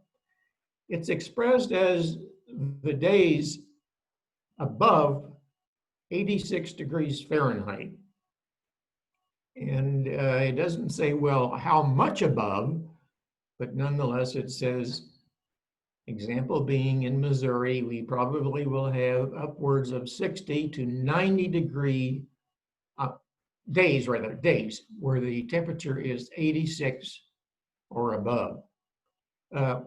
This is very important with regard to a plant being able to keep its manufactured food through the process of photosynthesis. Plants that we tried to coax too far south, like the Doug fir, frankly speaking, they use more food than they make. They're on a perpetual plant diet.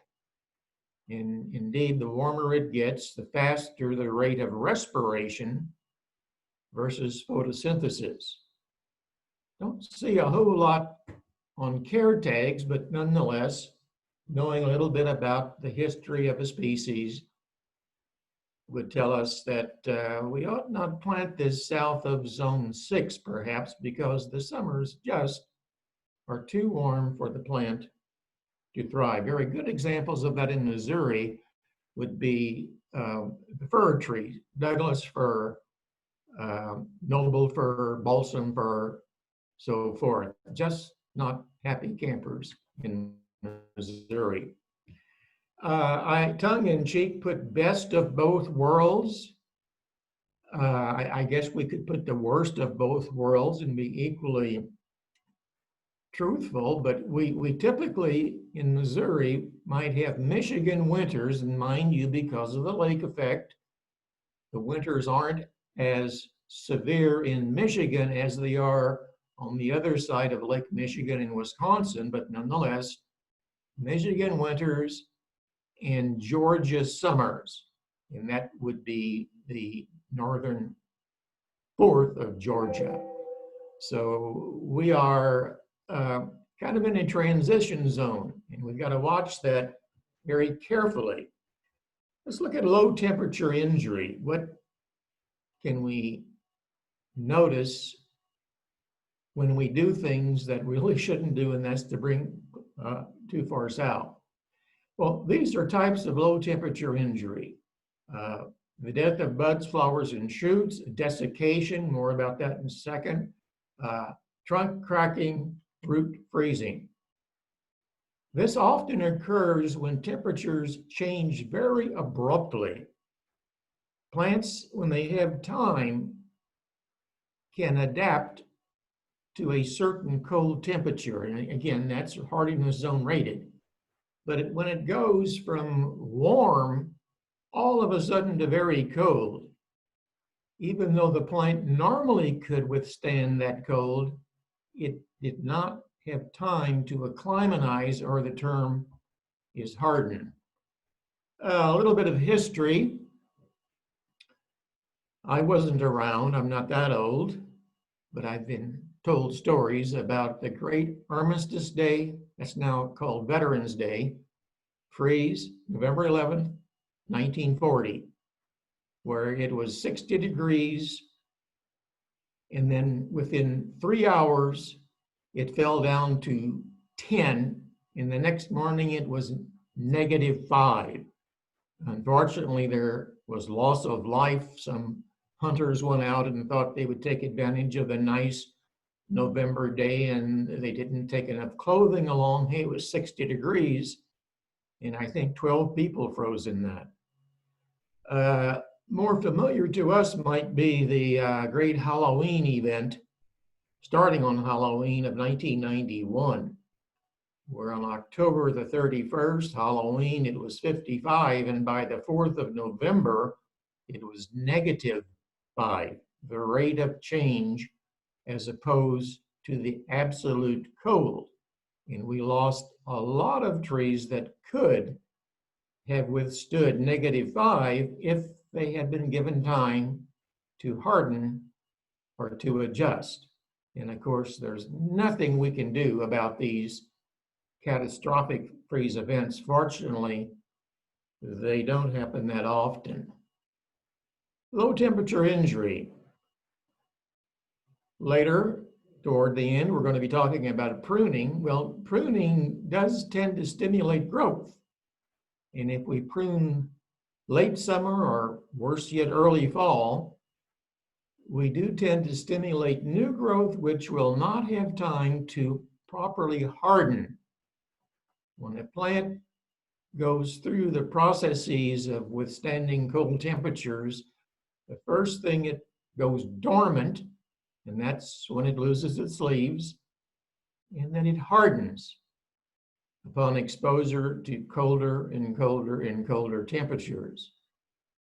Woody growth that is new does not have as much time to harden as woody growth that had been there all summer long.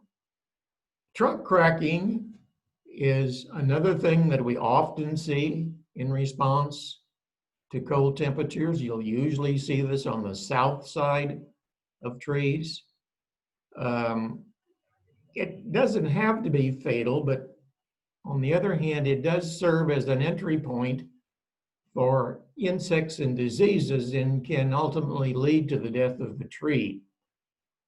Oftentimes, if this is only a once or twice event, the tree will heal itself over. But nonetheless, if it's a sensitive tree, then it's going to experience this yearly, and it will eventually succumb to that. There are two good examples: Callery or ornamental pear, and maple. It's red maple. And you can see the trunk has split due to the differential temperature on the south side of the trunk to the north side of the trunk.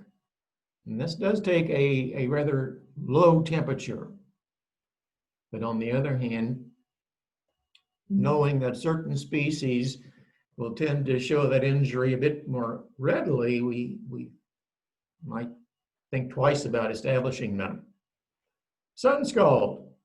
This is when the sun warms the southern side of a tree, and then the temperatures drop so quickly that the heated area all of a sudden freezes. And the result is then the death of the bark on the southern side of the tree. This can be somewhat prevented by wrapping the tree. Here's a material called tree wrap. You see people use this and you think, well, how nice. They're trying to keep their tree warm. No, they're not. They're trying to keep the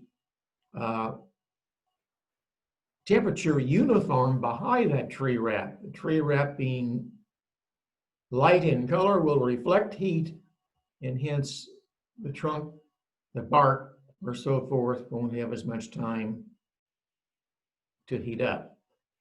I don't know too many homeowners who would want to do this. This was an orchard, but this is a way that you can do this matter of reflecting the sun's energy on a cold day with just cheap latex paint. Again, not terribly attractive, but effective. Now here's an interesting point. The species here is paper birch. What color is the bark of paper birch? The answer, yes, is white. Where do you find paper birch located? The answer is the far north. They, through the adaptation of having light bark, are able to withstand those northern temperatures a whole lot better than species with dark bark. And of course, you bring a paper birch to Missouri and you have all kinds of problems with the heat indoors and so forth. Root freezing. Fact of life is that the roots of most plants are more sensitive to cold temperature than are the tops of the same species. Gosh, I should have blocked out Westlake Hardware. I'm sorry. Well, let's just say that that's not their tree. Now, why would planters be particularly vulnerable? This picture was taken in July, and the plant is stone cold dead. Well, the answer is the root is exposed to the air temperature when it's up above, even though it's in a fairly large volume of soil. Nonetheless, the sides of the container will radiate out any stored heat, and in time it will get almost as cold, if not as cold, in that soil as it would in the air.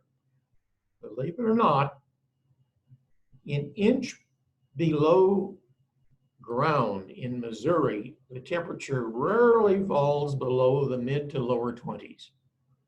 You say, well, it's frozen solid. Well, yes, it freezes at 32, but it rarely falls lower than that, even when we might get -10, -20 air temperatures. Peach growers are a very optimistic group. I'm told that if a peach grower gets one full crop in every third year, they can still make a living.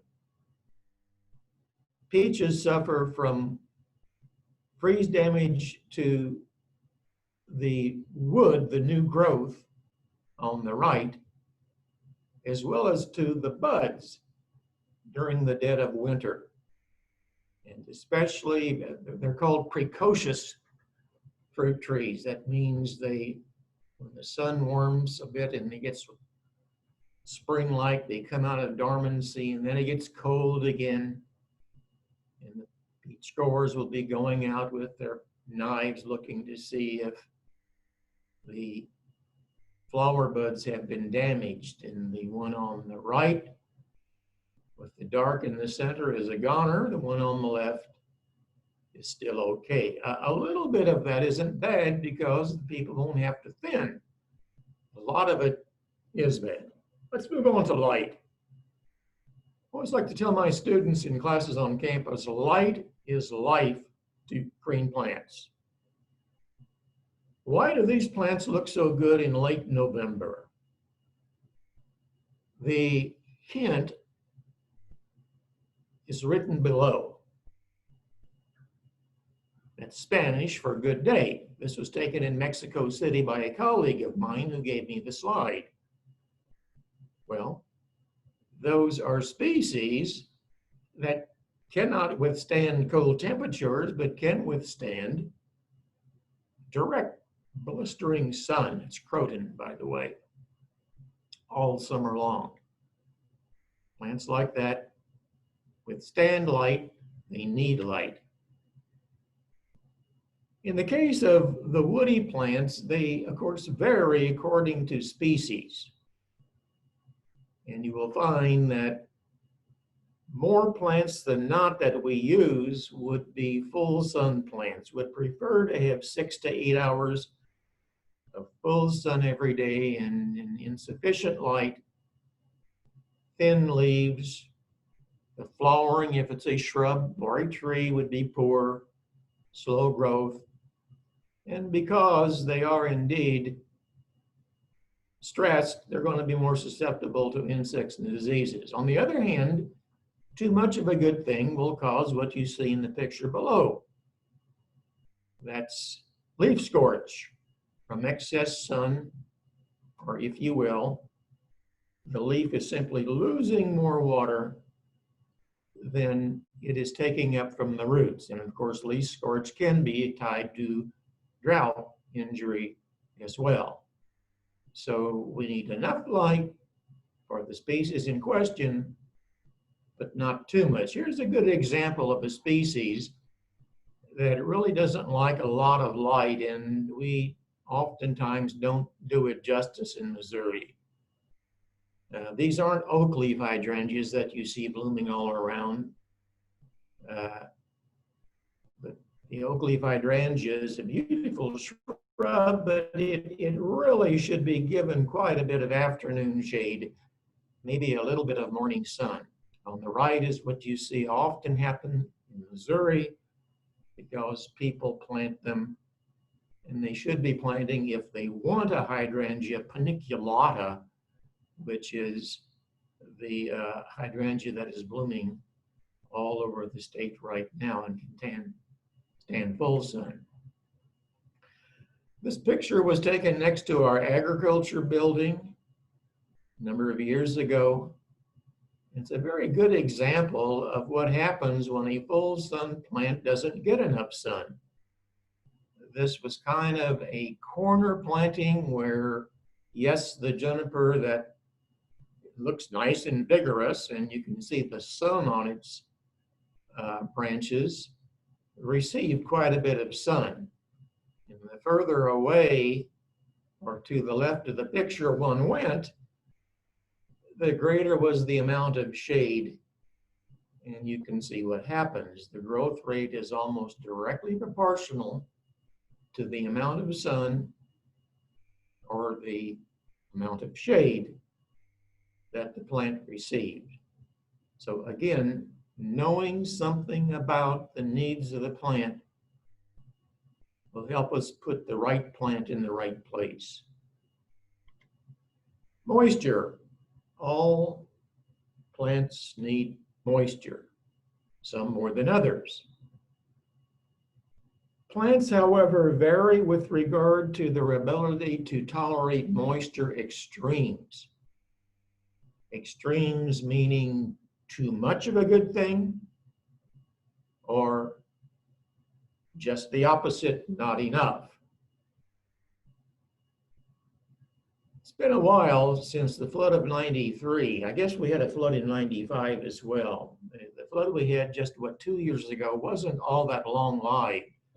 But be advised that a woody plant's roots need oxygen to take up, need oxygen to take up water, believe it or not. So in this case, a tree, and this is a pecan tree, standing in a flooded area, the roots can't take up water because of the suboxidized condition.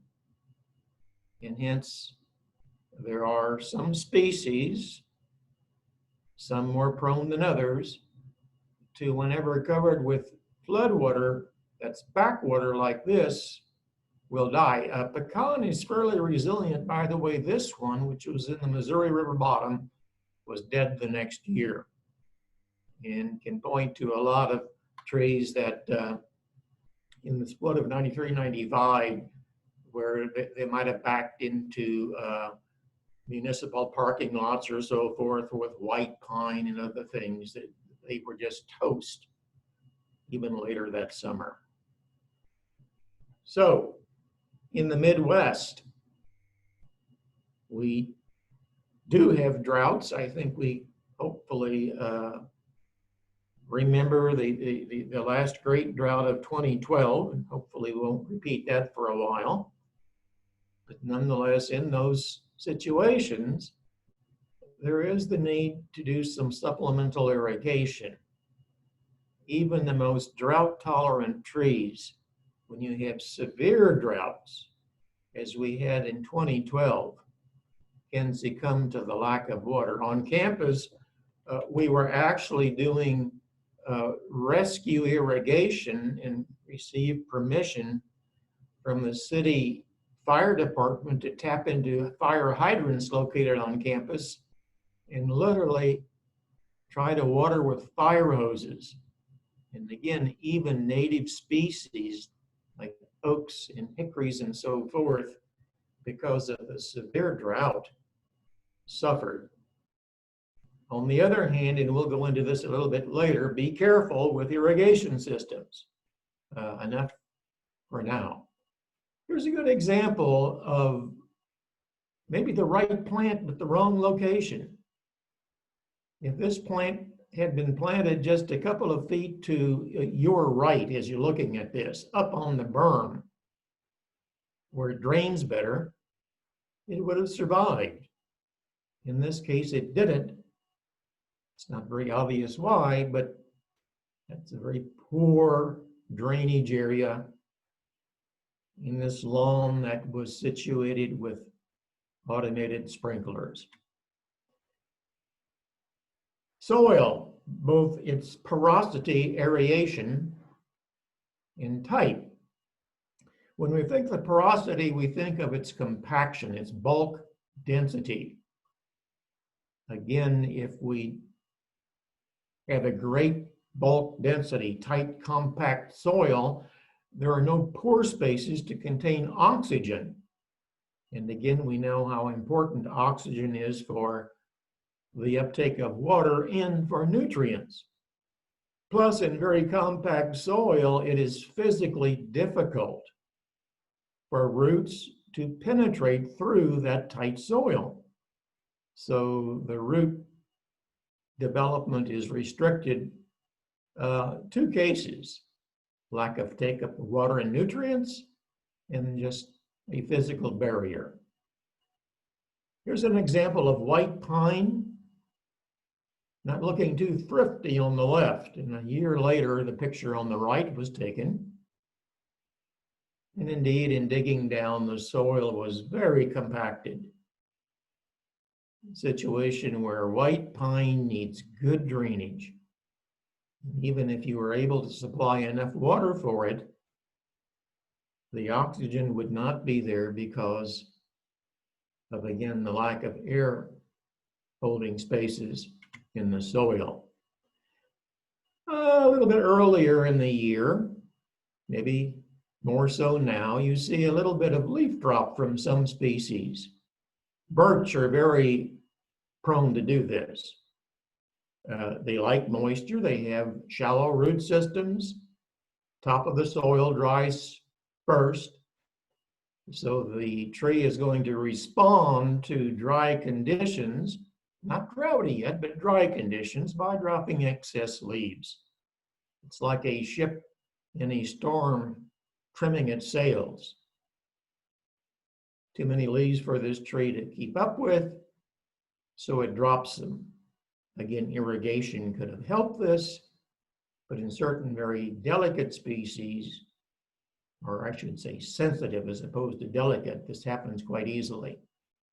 We showed you leaf scorch before. We'll just mention it again. It's a situation where there is more water lost from the leaf than there is water taken up by the roots and translocated to the leaf.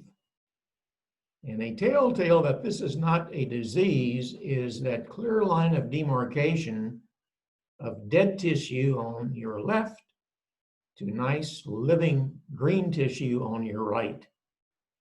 It's almost as if that were put in a drying oven. If we possibly can, we would like to find species that are resistant to pests. And from pests, we think in terms of both insects and diseases. Insects are a little bit more difficult to find resistances to, but nonetheless, if we can find species that are not favorite foods of insects, this can be very helpful. Or not one of the parts of the life cycle, cedar apple rust, apple scab. Well, that's not plain crab apples if those are problematic in an area. Spider might love Alberta spruce. And there's a very damaging disease which has almost eliminated Scotch pine as a desirable landscape called pine nematode wilt or pine wilt disease. So planting white pine instead of Scotch pine would be a way to avoid that pine wilt disease. Examples of what we just talked about. Hawthorn is an intermediate host for cedar apple rust. Lace bugs love it, as do aphids. Therefore, unless you're willing to do some pesticide application, might not be the best species to put, even though it's an attractive tree. It's, by the way, the state flower, not the state tree, hawthorn. On the right, you see this pine wilt nematode. And this is kind of what is likely to be the fate of all Scotch pine, or until we get down to such a low population of Scotch pine that the nematode can't be spread from a sick tree to a healthy tree that easily. On the right, Alberta spruce, very, very attractive, compact, tends to do well in Missouri, but spider mites love it, especially when planted against a brick wall where it stays warm. Spider mites' reproductive cycle shortens in time as the temperatures warm. And when you get into the heat of summer, what would have taken, maybe 3 weeks earlier in the year, takes between 5 and 7 days to go from egg to reproductive adult in the heat of the summer. Size and growth habit. How often do we see the lower right? Folks who planted that didn't recognize the ultimate size that species would achieve. Now, if you go to your utility company, they will give you a list of trees that can be planted safely at given distances from overhead utility lines. In And the likes of a maple that you see there is not one of them that can be planted within 10 feet. So we've got to be very, very careful of, well, how big will the ultimate tree rather ultimately get? Will it endanger our home in a storm? That depends somewhat on the strength of the wood, but nonetheless, we should take into account a plant's ultimate size, especially the trees. Borrowed this from, again, my colleague. There is no Acer decapitatum.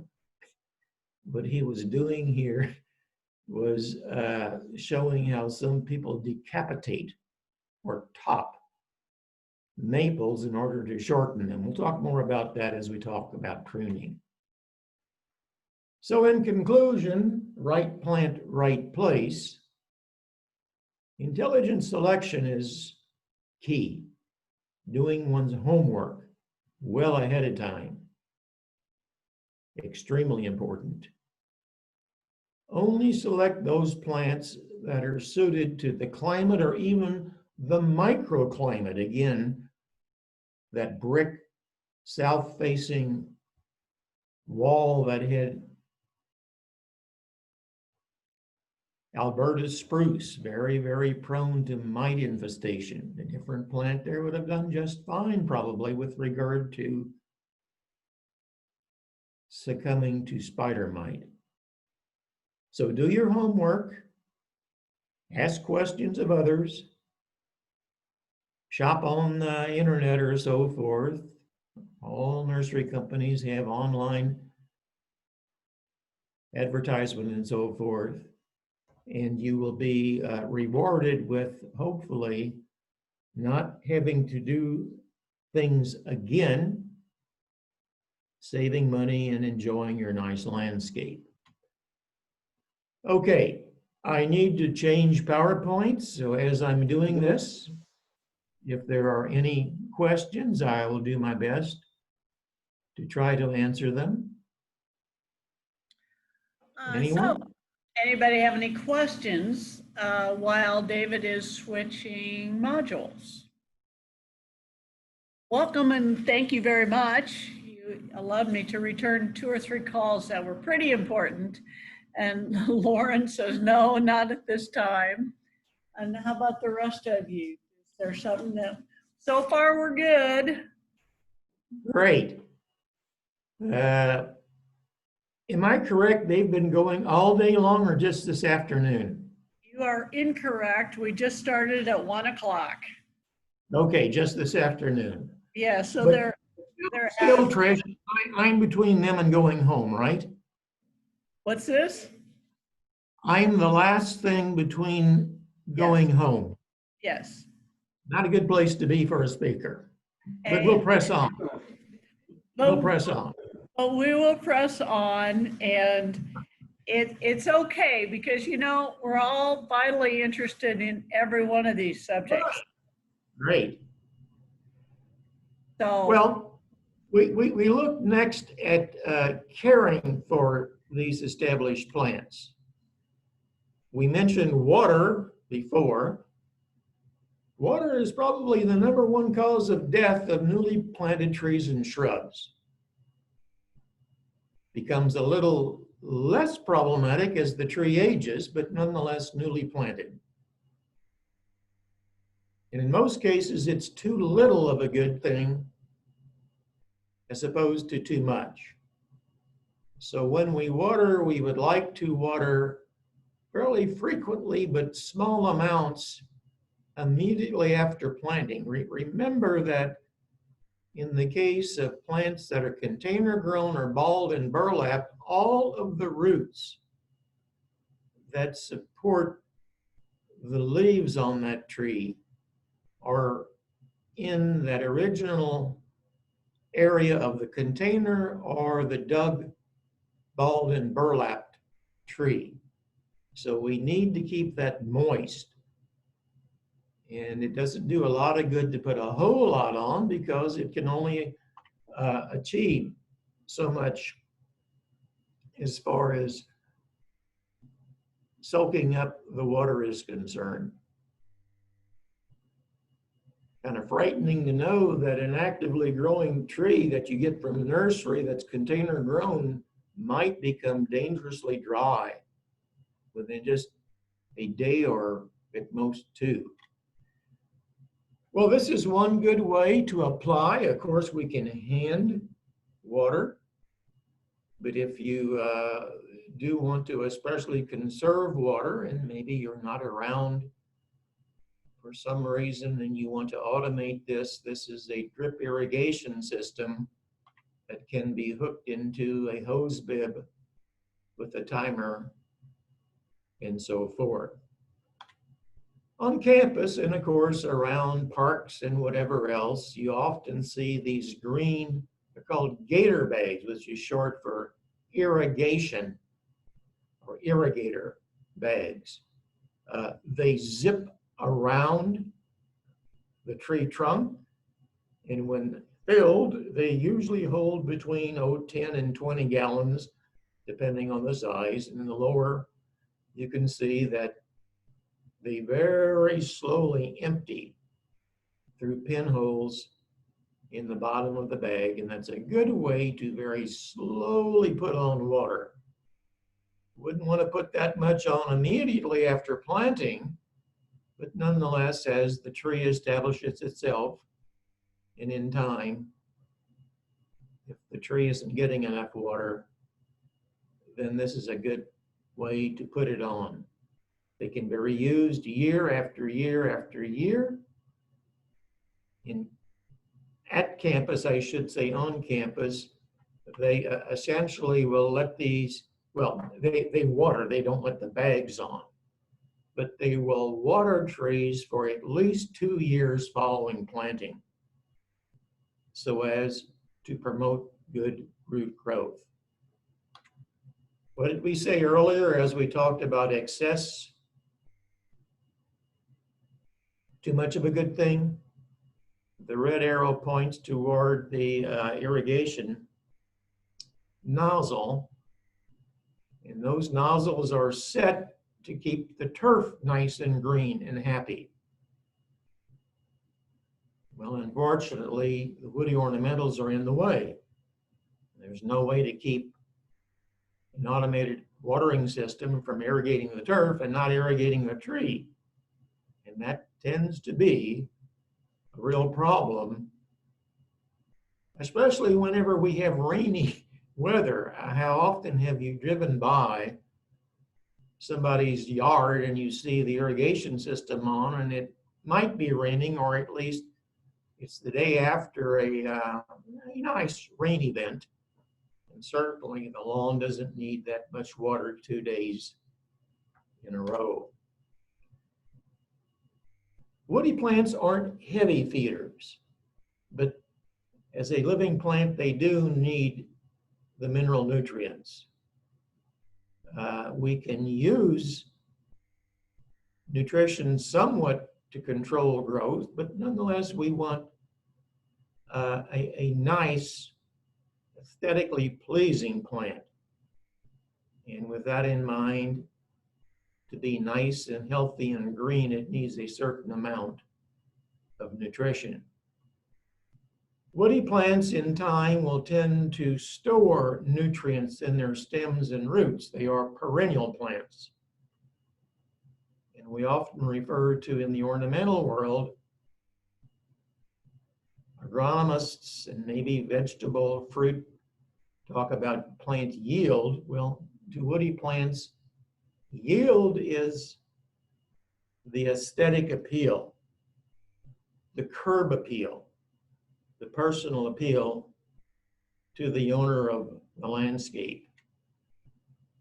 So, the challenges in nutrition. When,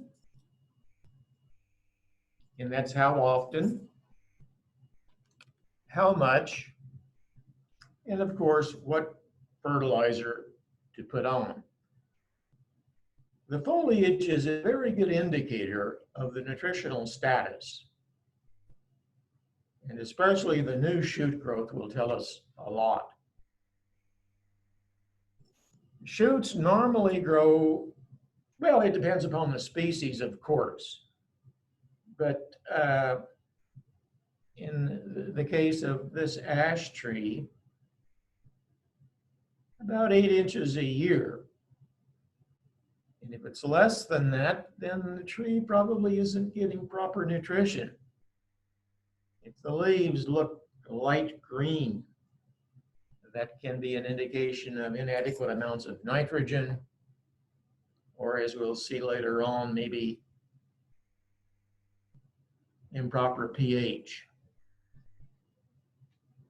It's a good idea to avoid late applications of fertilizer. Again, we remind you that we have to go through dormancy and then hardening if as a tree to withstand cold January temperatures. So maybe late August would be the last time, basically spring into maybe early summer or the best. Again, that last bullet point, we want to avoid rapid growth late in the year because it will not have adequate time to garden. Fertilizer type, again, depends a lot on the inherent fertility of the soil of your yard. It's probably a good idea to have your soil tested, especially if you're establishing a new landscape where you're going to invest quite a bit of money in woody ornamental plants. And then again, nutrition depends a lot on the species, how old is the plant, so forth. We would like to put on what we call maintenance, that last bullet point, to prevent deficiencies. Yes, we can cure deficiencies, excuse me, but prevention is the best cure. And indeed, by the time a plant shows a deficiency, its growth rate already has been adversely affected. Well, that said, these are general nutrient levels that soil should have. And indeed, if you send a soil sample off to the Extension Service, they'll send it into the university's testing lab. And back will come the results. And if you tell them this is just a general test for turf and landscape plants, this is the result that should be seen for the likes of woody plants. Then the Extension Service will tell you, well, how much potassium, how much magnesium, calcium, or so forth do you need to add. The method of applying depends somewhat on the fertilizer. We can do surface application, and that's simply sprinkling what is granular fertilizer that is fairly slowly soluble underneath what we call the drip line or the drop line of the tree. That's the tree canopy. Other methods include the hole method, where we take a soil auger and drill a hole and put the nutrients or the fertilizer in that, or you're looking at this gentleman using a soil injector that can be used with a water-soluble fertilizer that you put on as a liquid, or you can put it on as a granular. We mentioned the drip, some kinds call the drop line. You go out to the edge of the tree canopy, and of course that drip comes from, this is where the water drips off the leaves, and that would be then for that particular specimen, from the left to the right, the diameter of the drip line.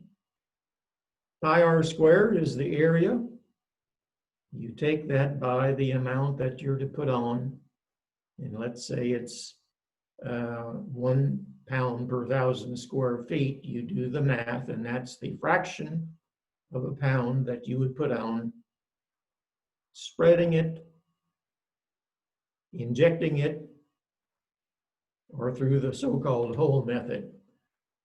I think most of us are familiar with the nursery spikes, I think they're called. Some companies have different names. That's about the same as the hole method. There you see the spike filled with the nutrients, which are slow release. And they're put on in a matter that's consistent with the release rate of the fertilizer in that spike, starting maybe a foot or 3 away from the trunk, depending upon the size of the tree, and distributing them out to the drip line. Again, that's the same as the hole method, probably a lot less labor involved. And since most of these spikes contain a slow release fertilizer, it might be more slow release, gradual feeding throughout the summer. Another thing we look at as we consider caring for the tree is the application of mulch. Now, there are numbers of reasons that we do this, and there were a few reasons that we might second guess. I think the pros far exceed the cons, or the disadvantages don't weigh up to the advantages. The tendency is for weeds to establish themselves around the base of the tree, and the feeder roots of a tree are in, frankly, the top 6 to 8, 10 inches. A lot of us think of a tree maybe as an hourglass, where the neck of the hourglass would be the line surface of the soil, and that's not the way to look at a tree. Its roots aren't nearly as developed as the top of the tree. Look at it as maybe a wine goblet or something, a water goblet, where that flat base is more consistent to what the tree's root system looks like in general. Of course, there are exceptions to the rule according to the species. So the point we're making here is that there's a lot of feeder roots in the upper 6 to maybe 10 inches of the soil profile, and weeds will compete with that. An organic mulch does help to keep the moisture in. It, as it decays, will add nutrients. Unfortunately, it can immobilize nitrogen. Soil microbes need nitrogen as they break down the carbon in organic matter, and that comes from the soil at the expense of our plants. Because organic mulches do tend to keep the soil temperature more consistent, it would delay soil from warming in the springtime, and conversely from cooling in the fall. It's a very good example of tree root growth with grass growing surrounding the tree versus mulch. And you can see that the grass is competitive. In both cases, you're looking at tree roots that were teased out of a given profile of the soil. But because grass was competitive on the left, there are many fewer roots, I should say, when compared with whenever the mulch was applied to, frankly, choke out the grass or any other competing living plant. There are good ways and there are not so good ways to apply mulch. Mulch, again, depending on the size of the tree, maybe coming out 2 to 3 feet in diameter, a modest amount,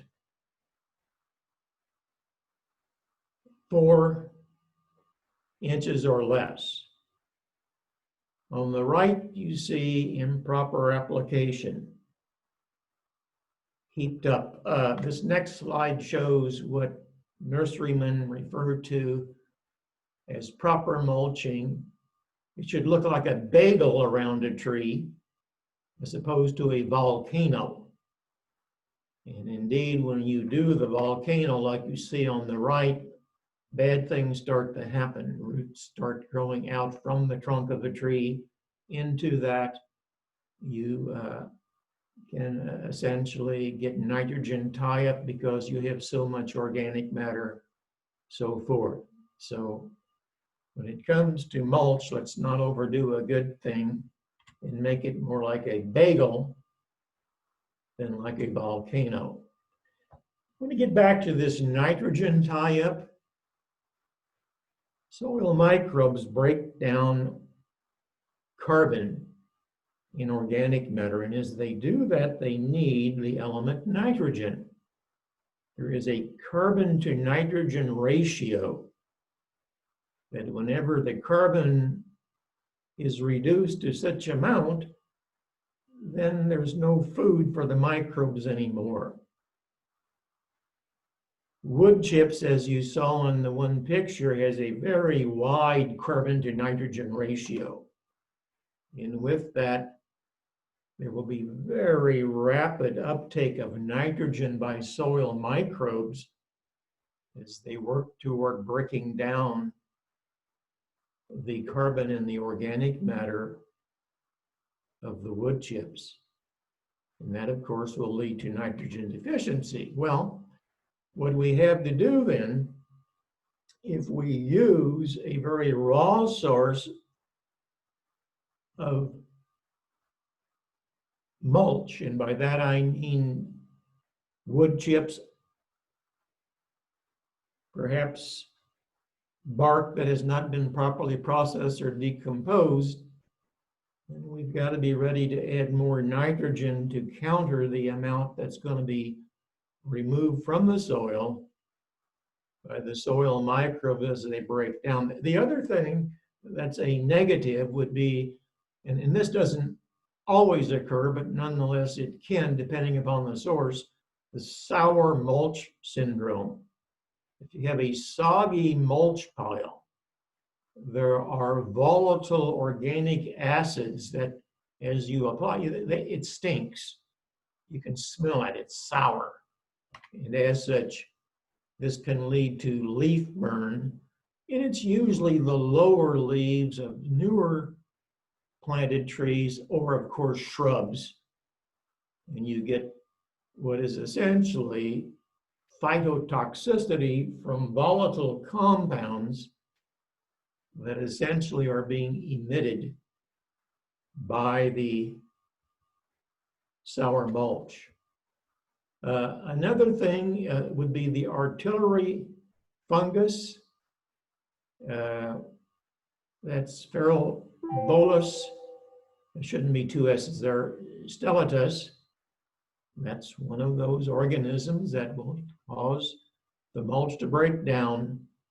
But its fruiting bodies, which you see there, will tend to stick to leaves, to cars, so forth. We mentioned before chlorosis. Chlorosis usually occurs not because we don't have enough iron. And iron chlorosis is the primary type of chlorosis that we see on woody species, but it's because the soil pH has built up to be too high. When the soil pH is high, certain elements such as iron and manganese become less soluble and hence less available to our plants, woody species as well as herbaceous species. And of course, as you see on the lower left, pin oak, uniformly chlorotic. On the right, interveinal chlorosis, very, very typical of iron chlorosis. There are certain plants which are very poor at utilizing iron. We call them iron inefficient plants. And in the world of woody plants, the hollies, the azaleas, the rhododendrons, and as a species, pin oak, not oaks across the board, but pin oaks are very iron inefficient. And they need to take up a lot of iron to do the same job that an iron efficient species needs to take up. Well, how do we do this? Again, you can prevent this from happening by proper soil analysis, or we simply can react once it happens by curative measures, remedial measures. Sulfur, a good compound would be iron sulfate that will immediately give us iron to treat the iron deficiency and sulfur to treat the cause, to lower the pH. Then once we get it down, putting on just elemental sulfur to keep it down would usually be sufficient in Missouri because our soils typically are fairly adequate in the amount of iron they contain, but they're not adequate in pH if we water our plants with hard alkaline water. And that is, if you have an automatic irrigation system, something that you have to contend with. The water that we use on campus comes from deep wells, very alkaline. And those iron inefficient species like the azaleas, the rhodies, and so forth, we have to continually adjust the pH of the soil by putting on elemental sulfur. So, summary for this matter of the care of newly established. Careful watering after the plants are established, moderate fertilization, and in most cases, I think mulching would be the proper way to proceed. Let's remember soil testing. Now, Trish, I have one more in this series, so I'm going to have to get out of this and load yet another one. And let's see if that's not the right one. Bear with me, please.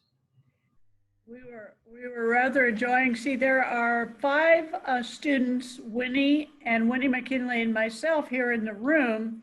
Yes. But remember when you made the comment about you being the only one between them and home? So Yes. 4 of them are already home. Oh, well, that's not fair. So they thought. Yes. I'm the last thing between them and their dinner. Well, there's that. Yeah, there's always that. Okay, just a second. I don't know why this is on auto advance.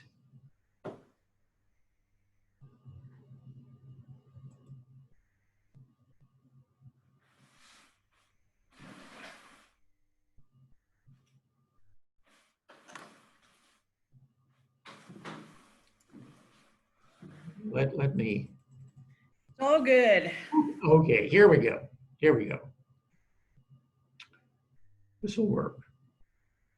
All righty, and I don't see anything in the We're going to talk in reverse order. I'm sorry, I booted that up halfway in between, but nonetheless, we've got to get the plant in the ground before we can care for it. I've heard that rumor. Here's how we get it in the ground. Okay. Planting and transplanting.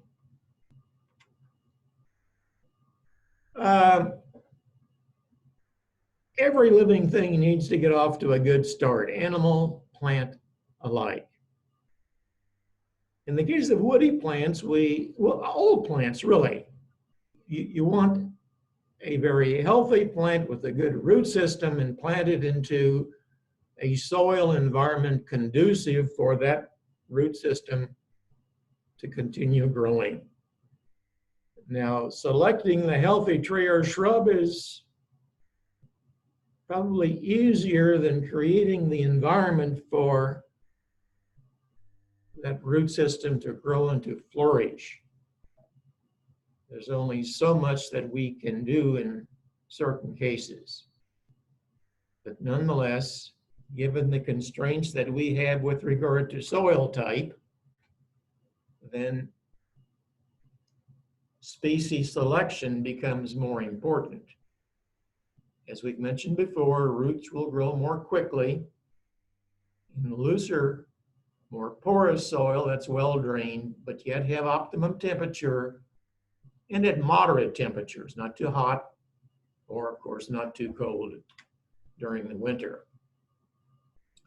So the timing, we've all heard that fall is for planting.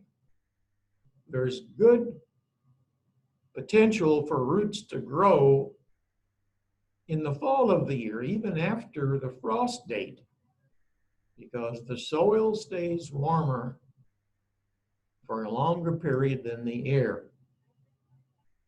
That said, the tendency for trees that are deciduous is to have shed their leaves already, but they're putting on new roots from stored reserves in the root and of course especially in the trunk branches of the tree. So as long, and I'll show you a slide in just a second, as there would be fairly warm soil temperatures, there's going to be good root growth, and that growth then will be there to nourish the new leaves as they break out the following spring.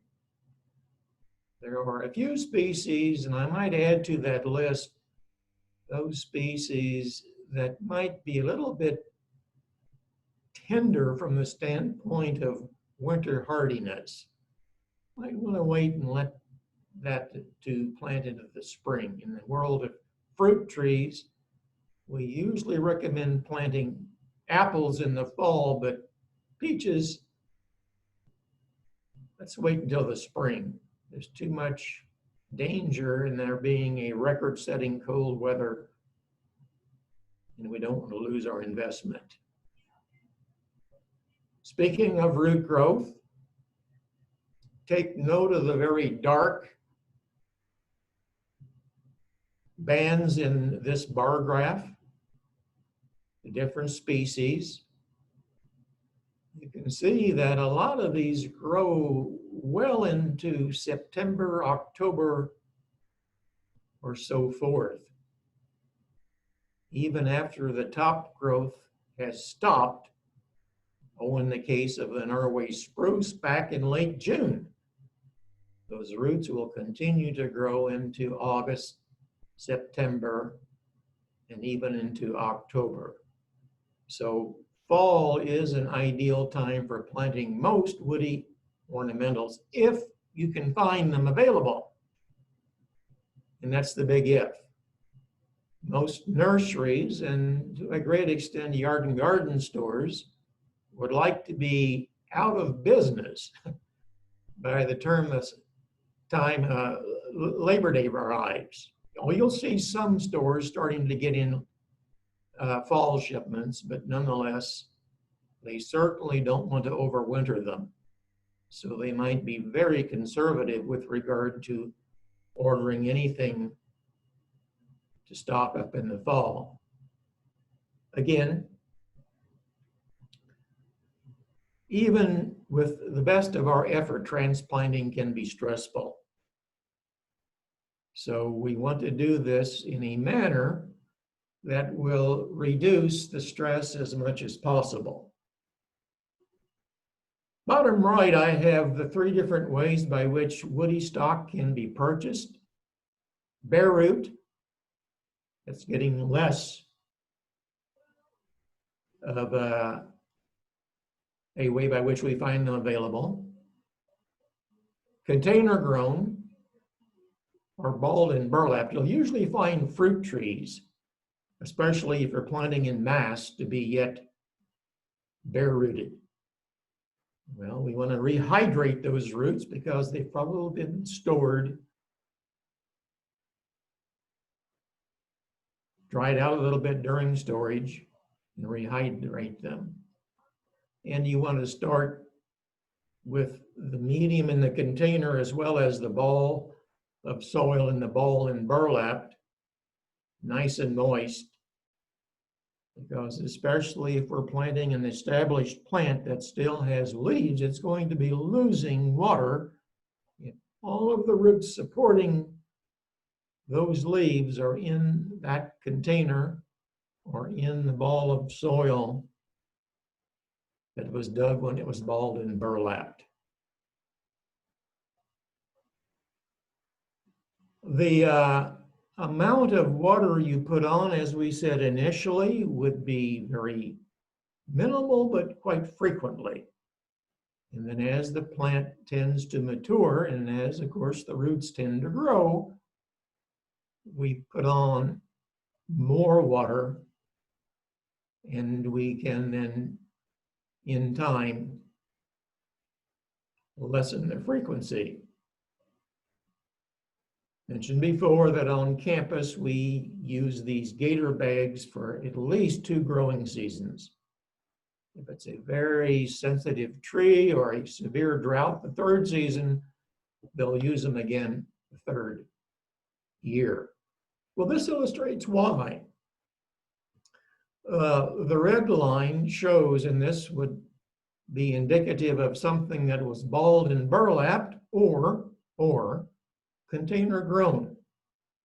And those would be the roots that you bought as you purchased the nursery stock within those red marks. You can see that growth is made, but rather slowly. And as such, this is why we recommend that for 2 years, we establish by watering, especially whenever the soil gets a bit dry or into really severe conditions from the standpoint of water loss, hot weather, windy weather, low humidity. Oh, you might have people who wanting to save a little bit of money, knowing that there is a farmer that would like to get rid of some trees in a fence row. And perhaps it is a species that would do well, and it is native, would be more than happy to have you come out and dig them. By and large, this is not a good idea. Nurseries practice root pruning. More about that in just a second. If you go out and dig yourself, then you're going to get a very limited root system as you lift that ball of soil from the fence row. Nurseries, on the other hand, root prune. There is, I should say, a piece of equipment that looks like a giant big knife. It's a very sturdy knife, but they go up and down the sides and criss and cross to physically prune the roots to keep them from growing outward. And you'd say, well, that's counterproductive. Well, ultimately it would be if they were trying to establish those trees. They're trying to sell them. And you can see, again, by the diagram, as we go out from the tree, the red line is to indicate the ball that is dug when they're balled and burlapped, the amount of roots. And look at the difference in the amount of roots, left side, I'm sorry, top versus bottom. So Yes, if you want to try to save some money and you have time on your side and you know the farmer, you can do your own root pruning. But you need to do it for a couple of years with a sharpshooter spade. This is one of these elongated spades, and you go out as far as you can to get as big a ball of soil, and you spade down all the way around and cut the roots. And you do that several times during the course of the summer, preferably 2 summers. Then you have equivalent to what nurseries would have as the root prune in ball and burlap. Site considerations, apologize for being backwards here, but again, soil is very important. pH, drainage, organic matter, and so forth. How easily can we modify them? pH is very easy. Drainage, not so much. Organic matter, almost equally difficult. Nutrition, we can modify that. Are we able to irrigate? First 2 years, that ought to be a resounding yes. After that, and there are certain species, and most often our native species, that tend to be a bit more drought tolerant. And that latter also would be indicative of their ability to withstand the sun. There's an old adage in the nursery hole, don't put a $25 tree, good luck in finding one for that these days, in a 25-cent hole. So let's up the ante and let's say, let's not put a $50 tree in a 50-cent hole.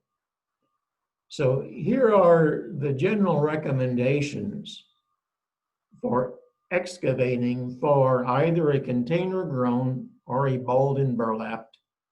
And that's where 95% of the nursery stock that's planted is going to come. Never deeper than the ball.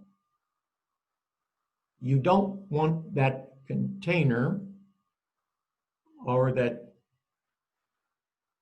ball of soil to sink after you plant it and you water it. But you do want to improve the soil so that the new roots can find their way out in good backfill. Now,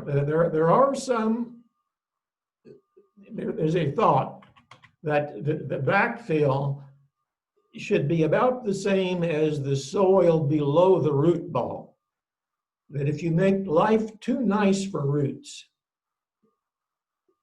they tend to want to kind of like curling up in a warm bed in the wintertime. They don't want to get out of the backfill. So in this diagram, the slope with the cross hatchings there indicating the native soil, if that's really severe and it's really nice backfill, the roots are going to be very reluctant to find their way out. Yeah, they will in time. But nonetheless, working up the backfill so it's nice and friable, maybe adding a little bit of organic matter in the form of well-decomposed compost or so forth, would be a good idea. Well, it should be no big surprise that the wider the ball, the greater the amount of backfill that's going to be required. And when we say 2 to 3 times, you're looking at the second or the middle and the lower as illustrations.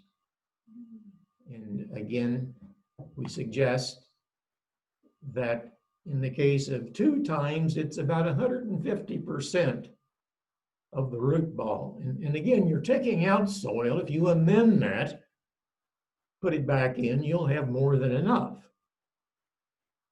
But you have 400% the amount of the ball if you make it 3 times. And again, that's simply soil that is very conducive to good, rapid root growth by the woody plant. Other cultural practices in establishing: remove at least the top ring of wire from the basket. When trees are balled in burlap, they're put in a very strong, from the standpoint of tensile strength, steel basket. Well, that's heavy. And they need that basket to be able to keep the ball in a ball and the wires not to burst. We also need to peel back the burlap, balled and burlapped. The burlap, if not peeled back, will tend to wick moisture from the other burlap below and make it more difficult, not impossible, but more difficult to water properly. So here's a good example of, on the right-hand side, the wire being removed from the top and the burlap removed so that the roots can grow out of that original ball. Don't have to compete with the burlap, and into the backfill, and then ultimately into the native soil. This was an evaluation done in the borrowed slide once again. That wire was in the soil for 13 years. And you can see it's still in fairly good shape.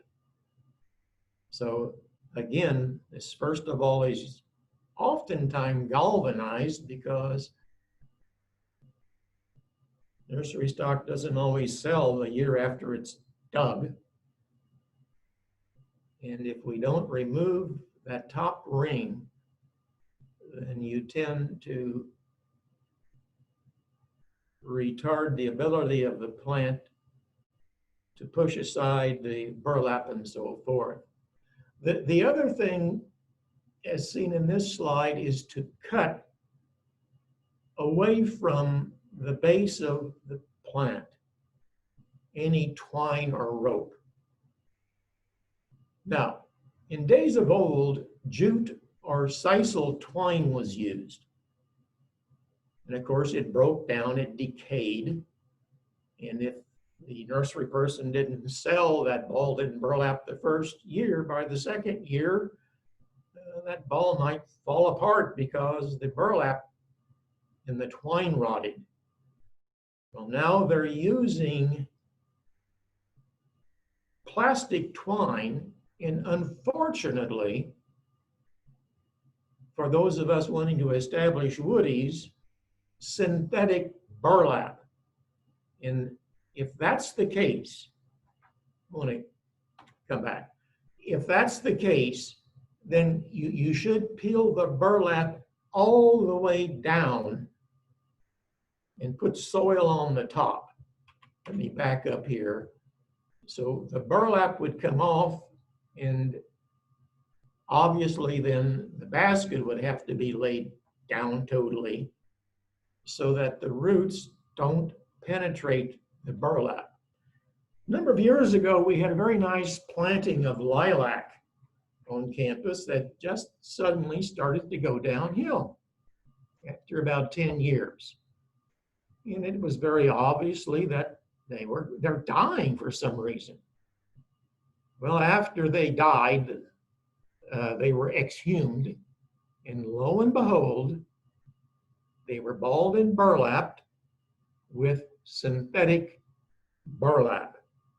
The roots grew through the synthetic burlap, but like a giant anaconda snake,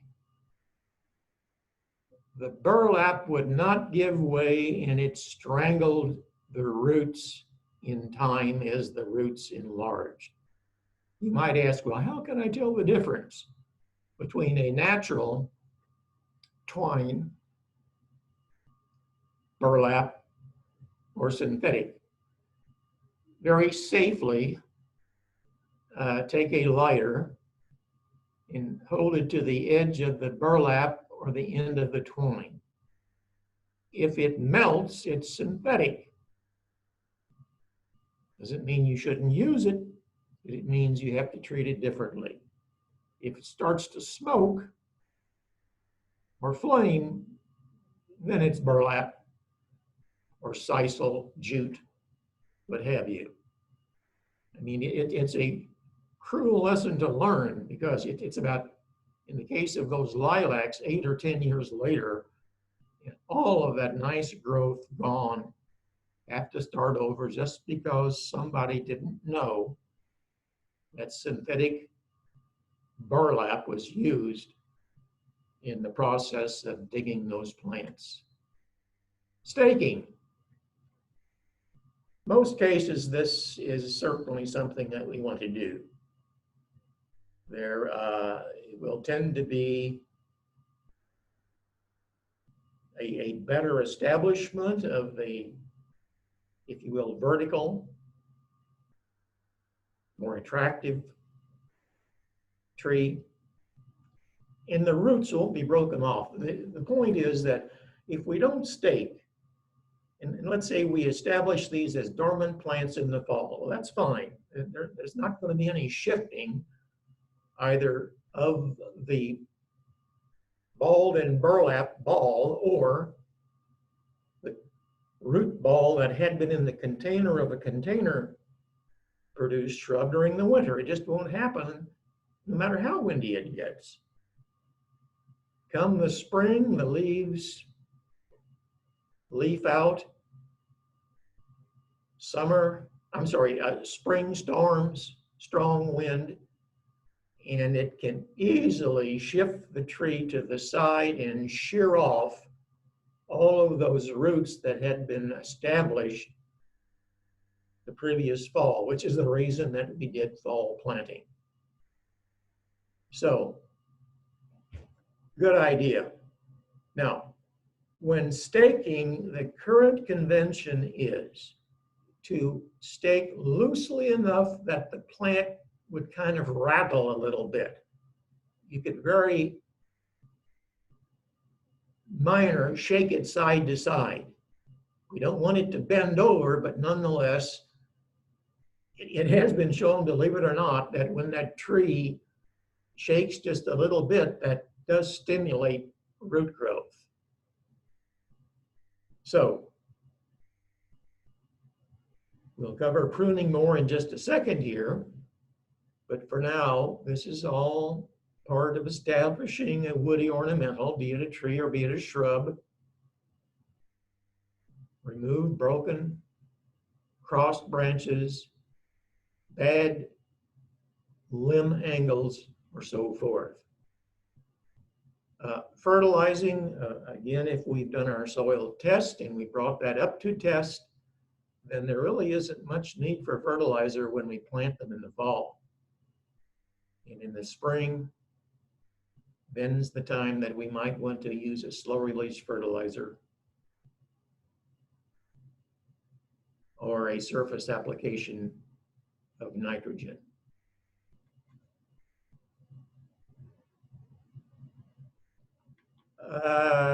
We've gone through these before.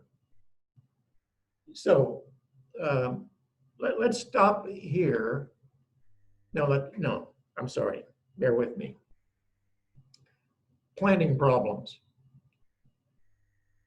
Too deeply. Again, we say the main feeder roots are in the top 6 to 10 inches of soil. If you put them way down in the bottom of a deep hole, they're going to suffer before they can get up to the top where there's oxygen. Maybe they'll not even get up there. Another problem is allowing the soil ball to dry. The wicking simply means allowing the burlap to remain on above ground. Girdling of tree trunks and roots, well, that's mechanical. Poor transplanting technique, not being careful with our equipment. And then the sun scald we referred to before, quite a bit more problematic on young species. I'm sorry, young specimen of any species. Here's this matter of the root girdling, eliminating those as soon as we transplant them. We'll keep that from happening. The root flare, and that's where the tree enters the soil or the woody plant enters the soil. It's called the root flare. We don't want any roots above there girdling the tree. This, in time, is the tree slowly suffocating or strangling itself to death. So, a planting review. The hole should not be deeper than the profile of the soil ball and the ball in burlap or the container depth, 2 to 3 times in diameter. Stake when necessary, but nonetheless a bit on the loose side. Apply mulch like a bagel as opposed to a volcano, and make sure it's a mulch that is fairly well decomposed, and avoid sour mulch. And then wrapping, as we mentioned before, if the species is especially prevalent to sun scald, then wrapping also helps to prevent rodents from nibbling. That doesn't mean that they can't nibble through, but nonetheless, they might be a bit discouraged. So wrapping, you actually can get a plastic wrap that looks kind of like a broad slinky that you put around, and that will, it's white plastic, fairly heavy gauge, tend to deter rodents as well as do the job of reflecting the sun's energy and keeping the bark below uniformly cool. Again, we don't wrap to warm, we wrap to prevent it from heating. Okay. Now let's stop and ask if there are any questions. All right, folks, here we go. Who has questions in the field or here in the room? We get into the pruning. Okay. So, any questions, everybody? What all do we know? And do you guys remember, was it this class that I gave the, no, it wasn't, sorry. It was a different customer that I was talking to about the root pruning and, and getting trees from forest killing. Right. It was one of my other tours, not other customers. Okay, so Lauren is okay in the field and Lisa's okay in the field. And how about the rest of you? Any questions? So far, so good, Dave. We can just keep going. Well, I'm going to take a stand up and stretch break. Let's take a stand up and stretch back break. Refill my cup of water here because my vocal cords are getting dry. Yeah, hello. We're all stretching right this minute. So we're okay. I'll be right back. Don't go anywhere. Okay, we'll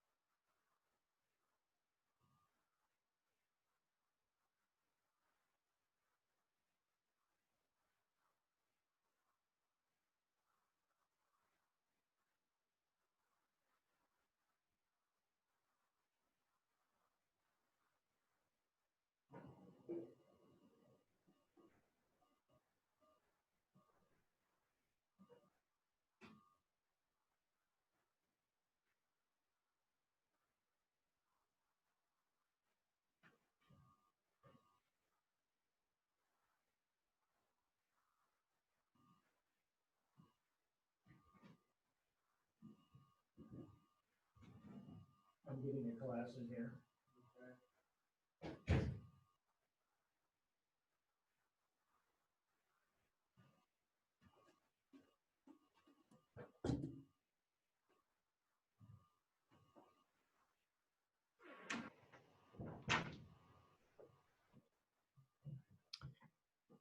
I'm back.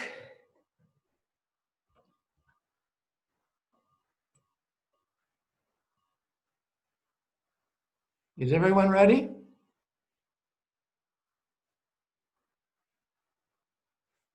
Dave, we're not ready yet. We'll be back shortly. Okay, no problem. Okay. I'm going to try to disable these. I don't know why.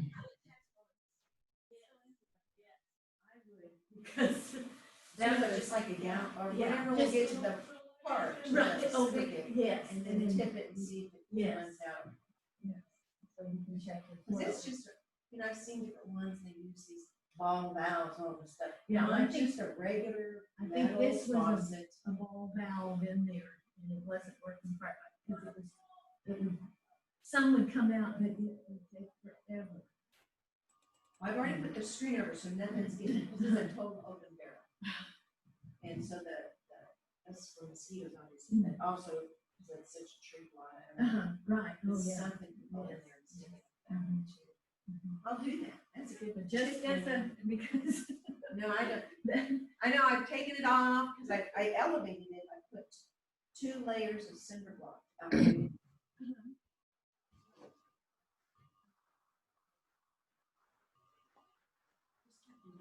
Just keep doing it, that's all there is to it. Well, it sounds like you're making good progress. I have to do something while I'm waiting on my wood floors to get installed.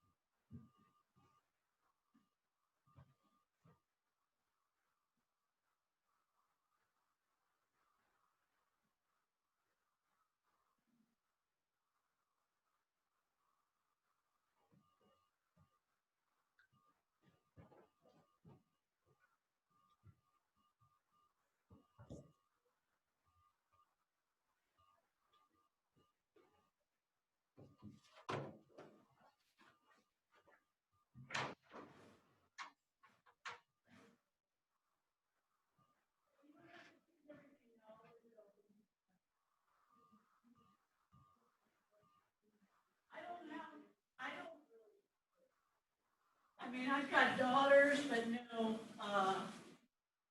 no grandkids. I mean, I've got nieces and nephews. All right, Dave, we're almost done. We had a little opportunity to stretch. And we've got a few more people coming, and then we are ready to go again.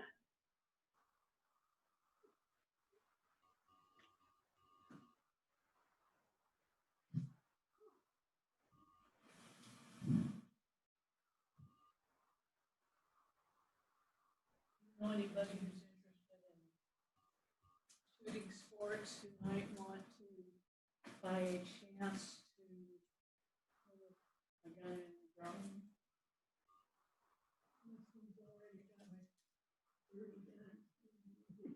You think that's enough, do you? Not the last time he probably doesn't. We don't really like. No, he's actually sold off a couple of them. To encourage, we don't really like to encourage them spending another buck ticket at a time. Who's raising money on that? Okay. And it's for the shooting sports program. So there are an entry form to give for each drawing for the 104 firearms. Not one, not two, 104. That's a lot of guns.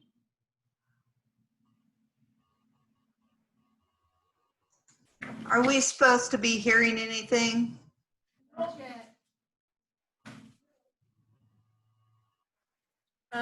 We haven't started back yet. But Dave, if you are going through talking, we can't hear you. I'm back. Okay, we didn't know because your slide.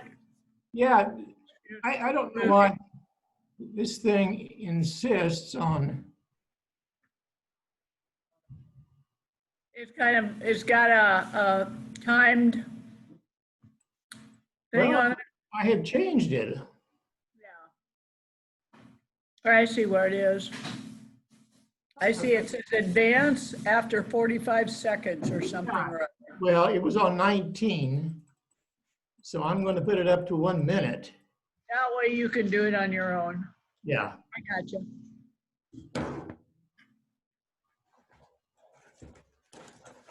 I think we're almost there. We haven't got everybody back yet, but we're getting there. It was just a good stretch we were doing. No problem. Stretching every arm and leg. Deep knee bend, yeah. Hey, you know what, Dave? I have to tell you, we've had a really good class and we have had excellent participation. I'm just thrilled with it. Good. And I think everybody's going, no, they can't believe it's over so quick. So, Well, time flies when you're having fun. yeah, we're having fun. We do have fun.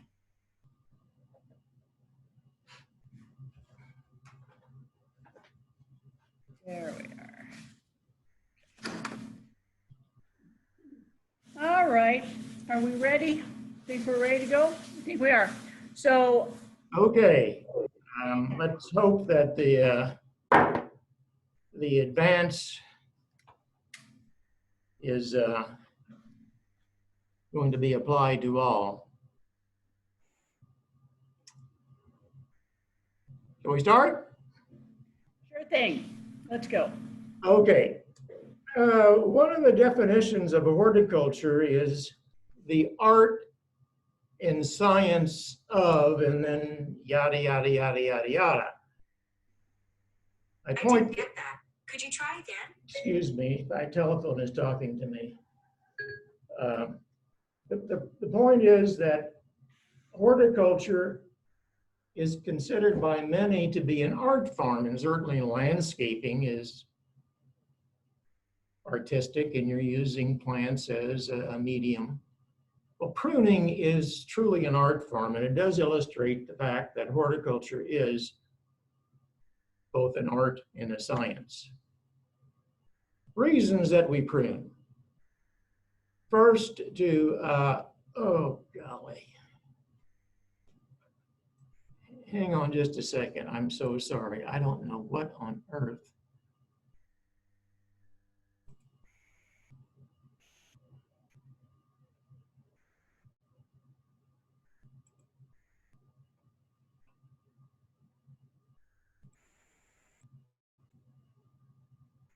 Okay, I think this fixed it. I hope it fixed it. Okay. We just planted the tree. There probably are a few things that could be eliminated from the tree to keep the tree still nice and attractive.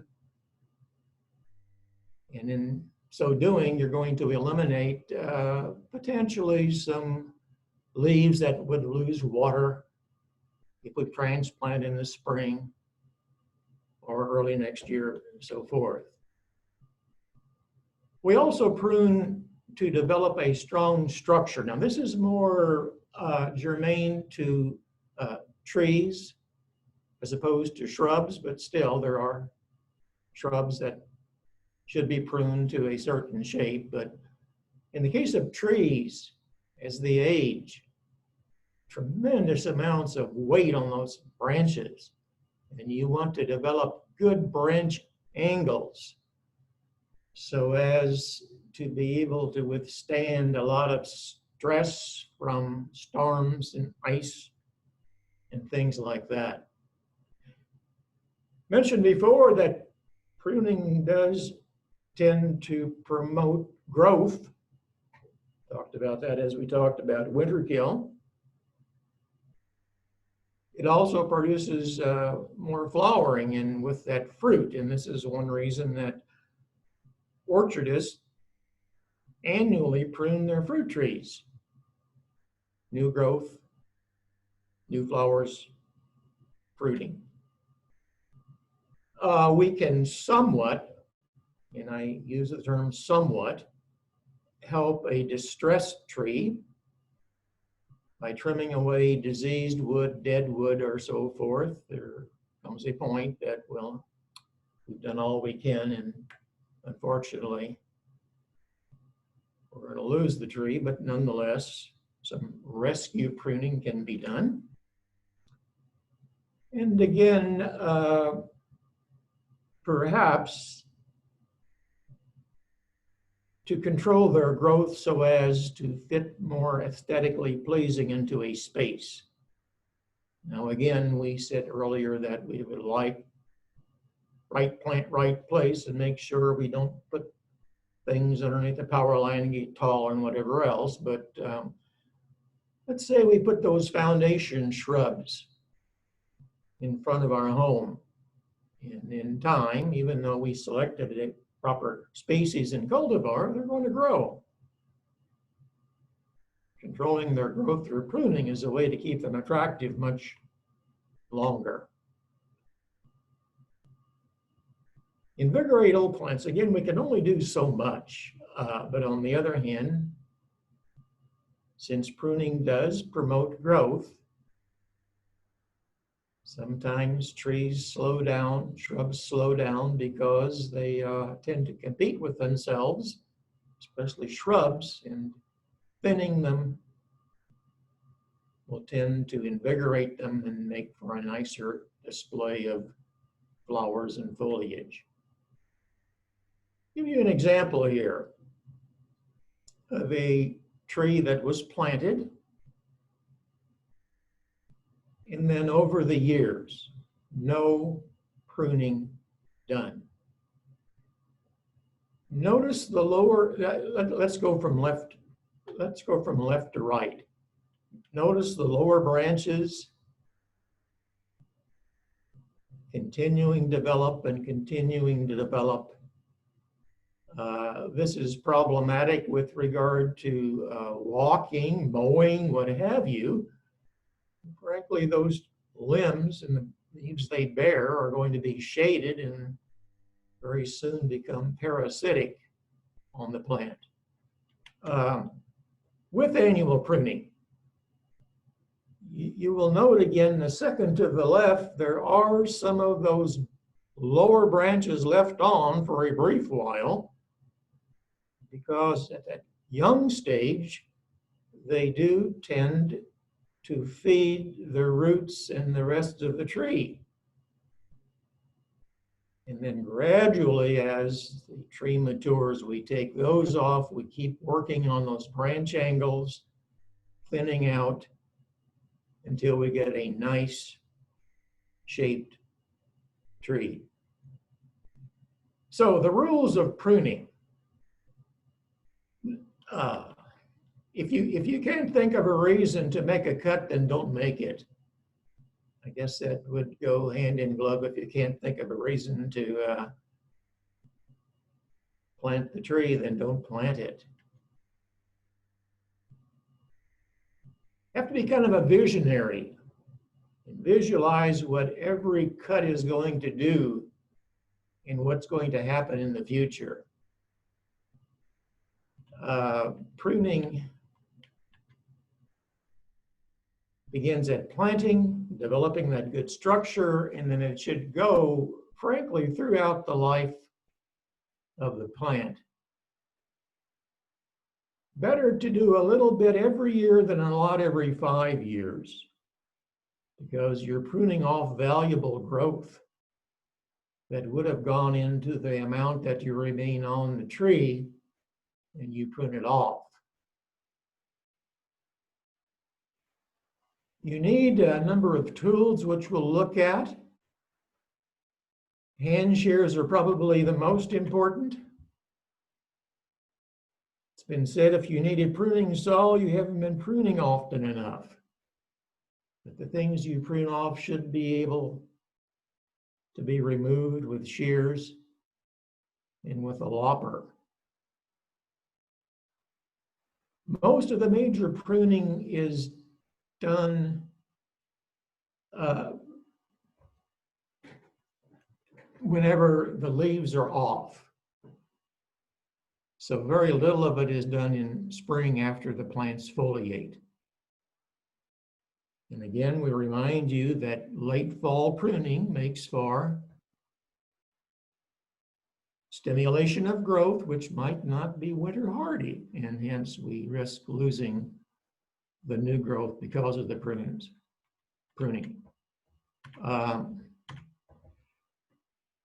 We can do minor pruning anytime, and as such, that might be to remove a branch that might have broken in a storm or something such as that. Number 9, whenever possible, gain pruning experience using other people's plants. Well, master gardeners hold classes, and if you could get someone to volunteer their plants for your pruning exercise, I guess that's not all bad, but nonetheless. It's been said pruning is like a haircut. It always grows back. But do pay attention to the mistakes that you made so you don't make them twice. Okay. Here we're showing pruning a fairly young plant to remove what are called double leaders. And you'll notice that there really is a series of 2 double leaders. The ideal would be for 1, but on the other hand, they've eliminated the second pair, and as such have developed a fairly good branch angle. That tree might need bracing or cabling when it gets big because of the branch angle, but nonetheless, given the existence of the tree to begin with, that's an improvement over the left. Far better would be for a single uniform leader. These narrow branch angles, such as you see on the right, make trees vulnerable. In what you're simply looking at here, 2 shots of the same tree where a narrow branch angle was taken off by a storm, and that's what remains. Now, in time, that might heal itself, but on the other hand, that's very, very severe damage. And you can see those 2 uppermost branching limbs are in very precarious shape as well. Well, again, proper pruning rather, for branch angle establishment will have eliminated this from happening.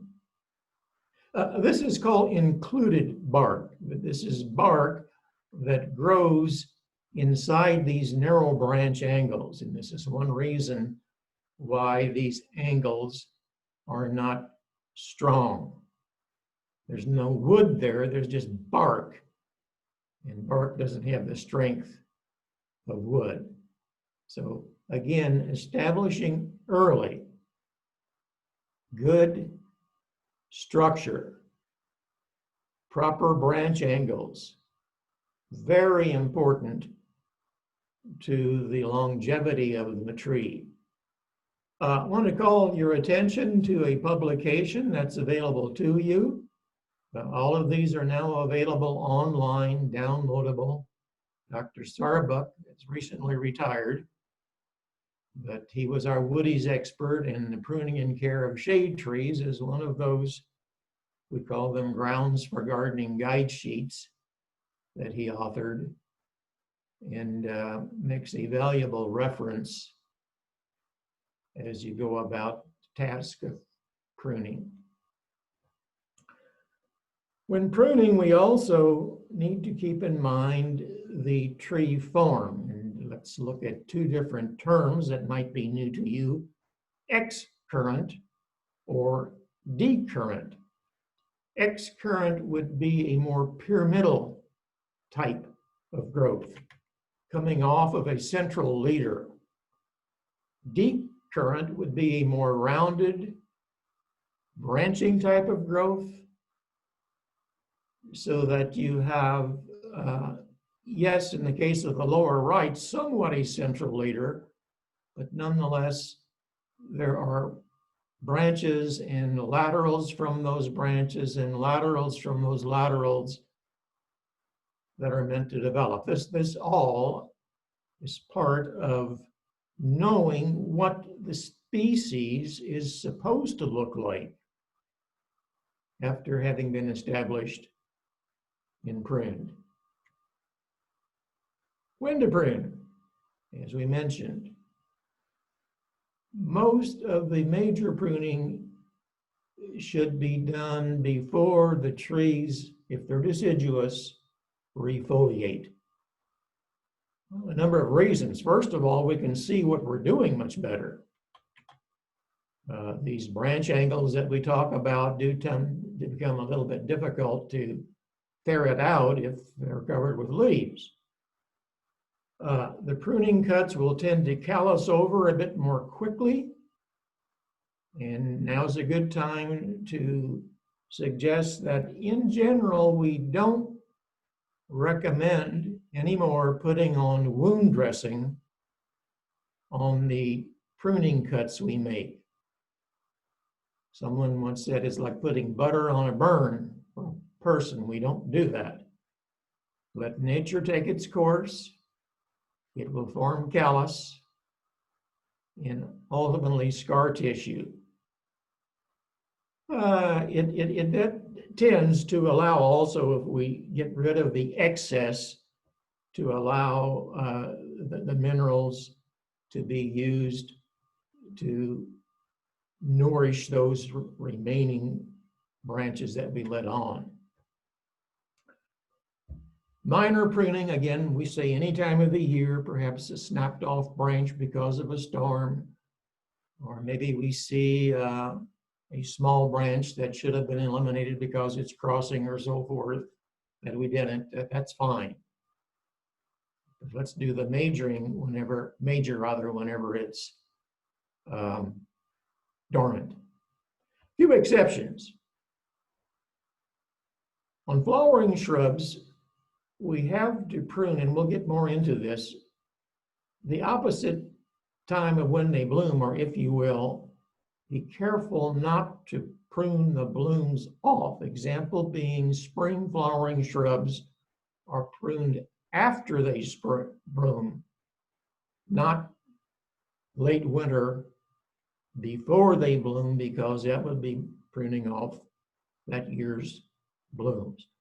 Bleeders are species that tend to put out a lot of sap. A good example would be maple. You tap a maple to get maple juice or sap for syrup. They're bleeders. And there are a few species that we don't want to do to that.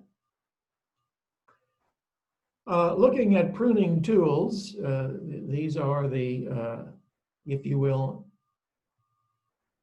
tools of the trade if you are into horticulture. Proper tools make the job a whole lot easier.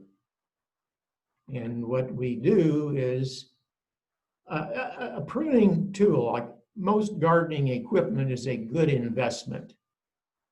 And there's a difference between something being a good buy and a good value.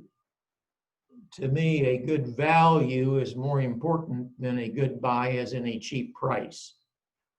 So yes, you will pay for quality, but be advised the quality will be rewarded by longevity. And good quality pruning equipment will last a lifetime if you take care of it, because most parts are replaceable. So you're buying like an automobile that you can rebuild the engine or whatever else, a piece of equipment that if it needs remodeling, refurbishing, it can easily be done. Let's look at the pruning shears. These are the musts from the standpoint of every horticulturist. Now, there are two types of hand shears. What you're looking at here is called an anvil shears, where on the left, as you can see, there is a sharp blade that is forced against a stationary anvil with the twig or the branch or the so forth in between. Notice in the lower part of the left illustration, that kind of red, that would be tissue that an anvil pruner would tend to cause to bruise. And that might not be all that important, but nonetheless, there is some bruising going on there. But you will find that anvil pruners are very easy to work with. You can go through fairly large branches by gently working your way and wiggling the pruners as you cut and bending the branch and so forth. And of course, given the proper brand, most parts are replaceable. Contrast that, if you will, with what's called a biplass. This is more like a scissors.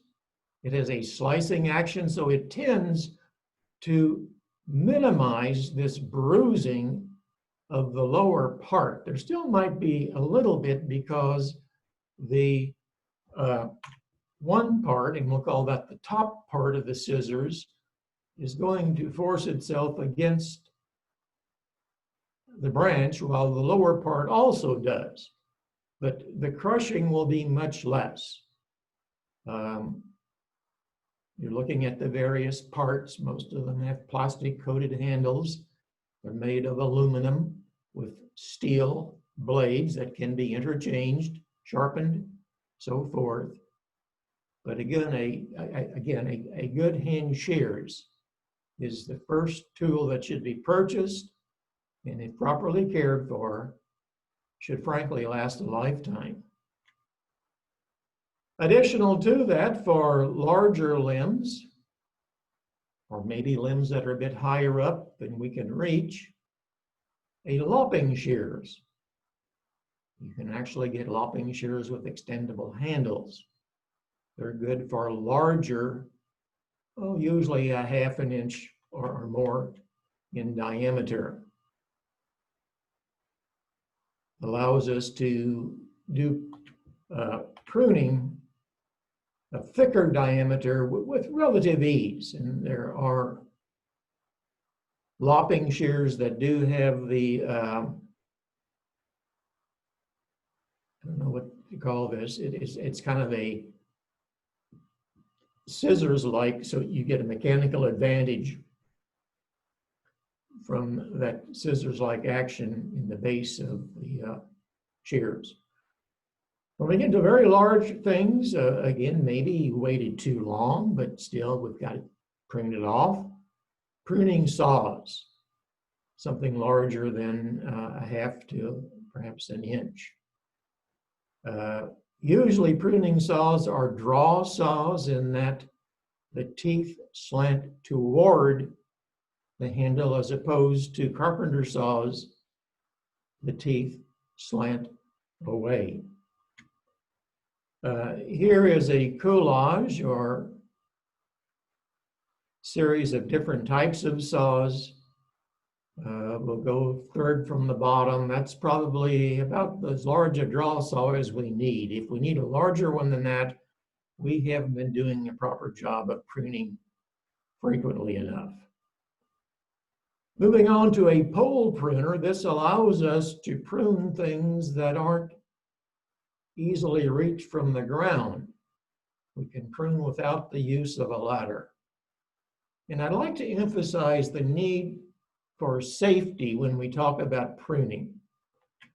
Frankly, if you can't do it from the ground, it's very questionable that the average homeowner should try to do pruning from a ladder. If so, we have two hazards. First of all, the hazard of the ladder.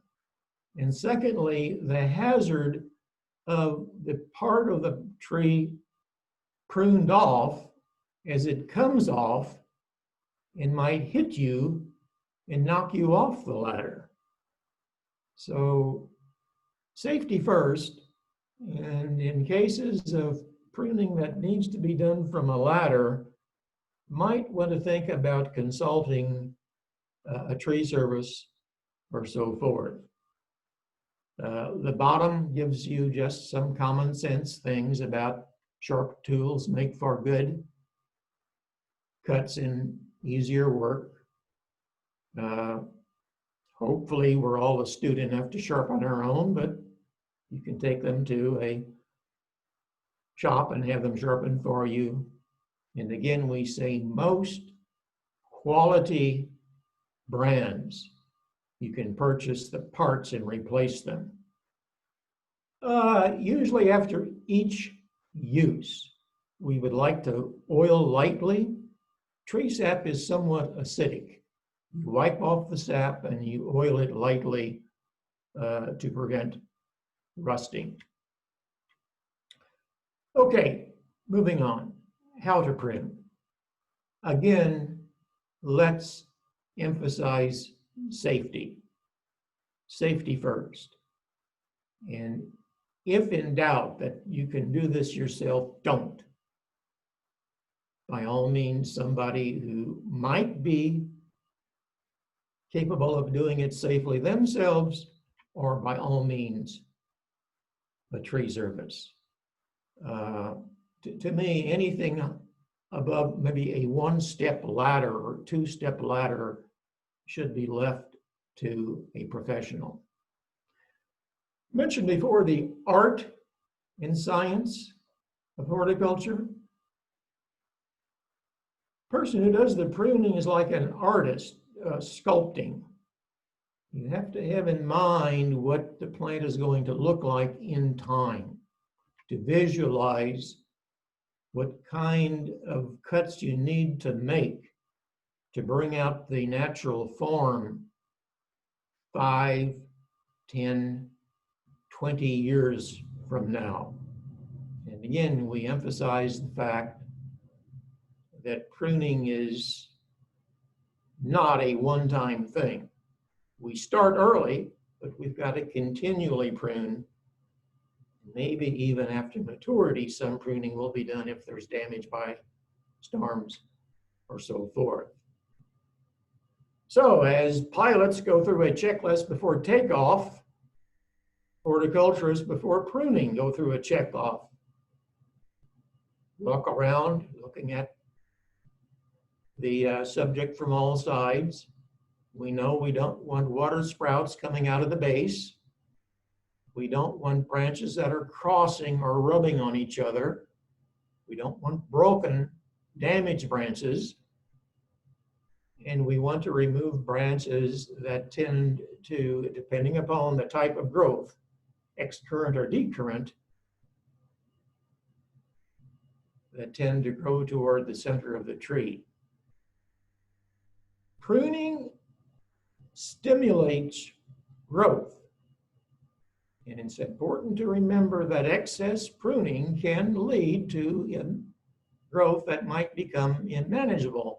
We call them crow's feet. A lot of small branches coming out from a cut.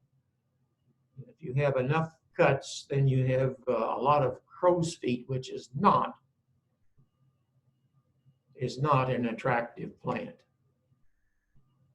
The two main types that we talk about as we talk about cuts would be thinning cuts and heading back. I think fairly explanatory. Thinning, we take out entire branches to thin, to allow the light in, perhaps to promote a better shape. People who are orchardists do primarily thinning cuts to allow light into the center. Well, we don't care about the number of ornamental crabs on your crab apple, so we don't thin out the center, but we do want a nice structure, and we might need to thin out some branches. Heading back is often done to mature small trees and especially shrubs to curtail the growth and keep them at a certain height.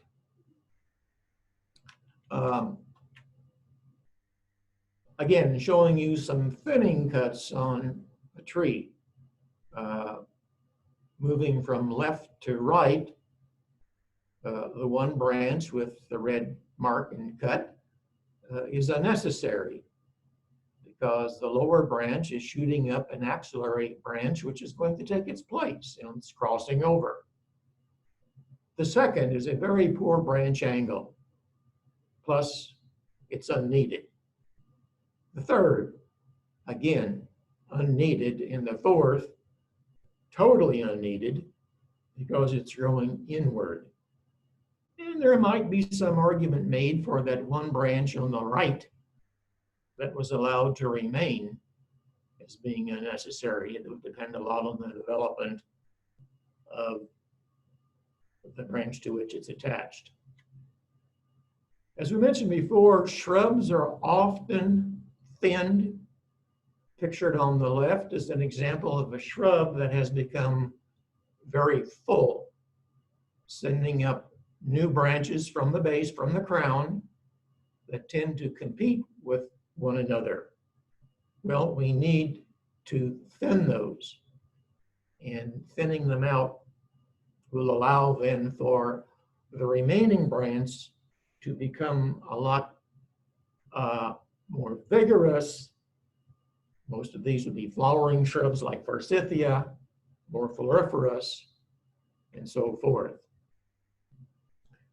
Heading cuts, as we said before, removes tips to promote the laterals to grow, stimulate branching, and essentially allowing for the development of a central system. Before and after. The yellow arrows are to illustrate where the thinning cut was made before, year or two before. And you'll note that because we we promoted lateral branching from that heading cut. Good example of a heading cut on this particular plant, and that would promote then the two remaining branches to develop more fully. Cut should be made as smooth as possible. Again, we don't want jagged edges remaining. We don't want crushing. Stubs should be fairly non-existent. A colleague of mine used to say about as much as you can hang your hat on, no more than maybe 1/2 of an inch. Especially for the heading cuts. Cutting too close to a bud, as we see illustrated here, ideal on the left. Too close to that bud would tend to promote that bud from drying out. Cause it to dry out, I'm sorry. Cause it to dry out. Too long, again, the bud can't develop properly. And the one on the right, too slanted, that exposes too much surface area. The greater the surface area, the greater the drying, and the greater the surface area, the greater the tendency for disease or insects to invade. When we cut side branches, then we look toward a 45-degree angle. Again, a smooth cut. Don't twist the shears to keep from crushing. Here's a good example of a side branch. Nearly up to the branch that we allow to remain, enough room to hang your hat if you were hanging a hat. Smooth cut. That should be doable on this flowering crab with a good bypass, or I wouldn't mind using an anvil. For larger cuts, and again, the argument could be made, you should not make a larger cut. It should have been made earlier, but let's say it wasn't done by somebody who owned the home that you just moved into. We do so in a threefold fashion. 3 cuts. The first cut is made some distance from the trunk underneath the branch, but only part way through. We do that to keep the second cut, which is made to the outside of the first cut, from stripping bark off as it falls. And then the third cut is made again through the entirety of the branch, close to the trunk, enough to hang your hat on, but it will not split the bark, tearing it down, because there's not that much left to cut off, maybe only 6, 8 inches. So on a larger branch, side branch, 3 cuts. First, below, out a bit of a distance. Second, all the way through, a bit further out from the first. And the third, about as far away that you can hang your hat. And again, these kinds of cuts are going to require a saw. Very good example of a cut that had been made properly. And a couple or 3 years later, the wound having nearly healed over. Again, we'll remind you, we don't recommend using wound dressing. That was convention a number of years ago, but research has shown that the greatest success in that wound callousing and healing, as you see here, is achieved just by letting nature take its course.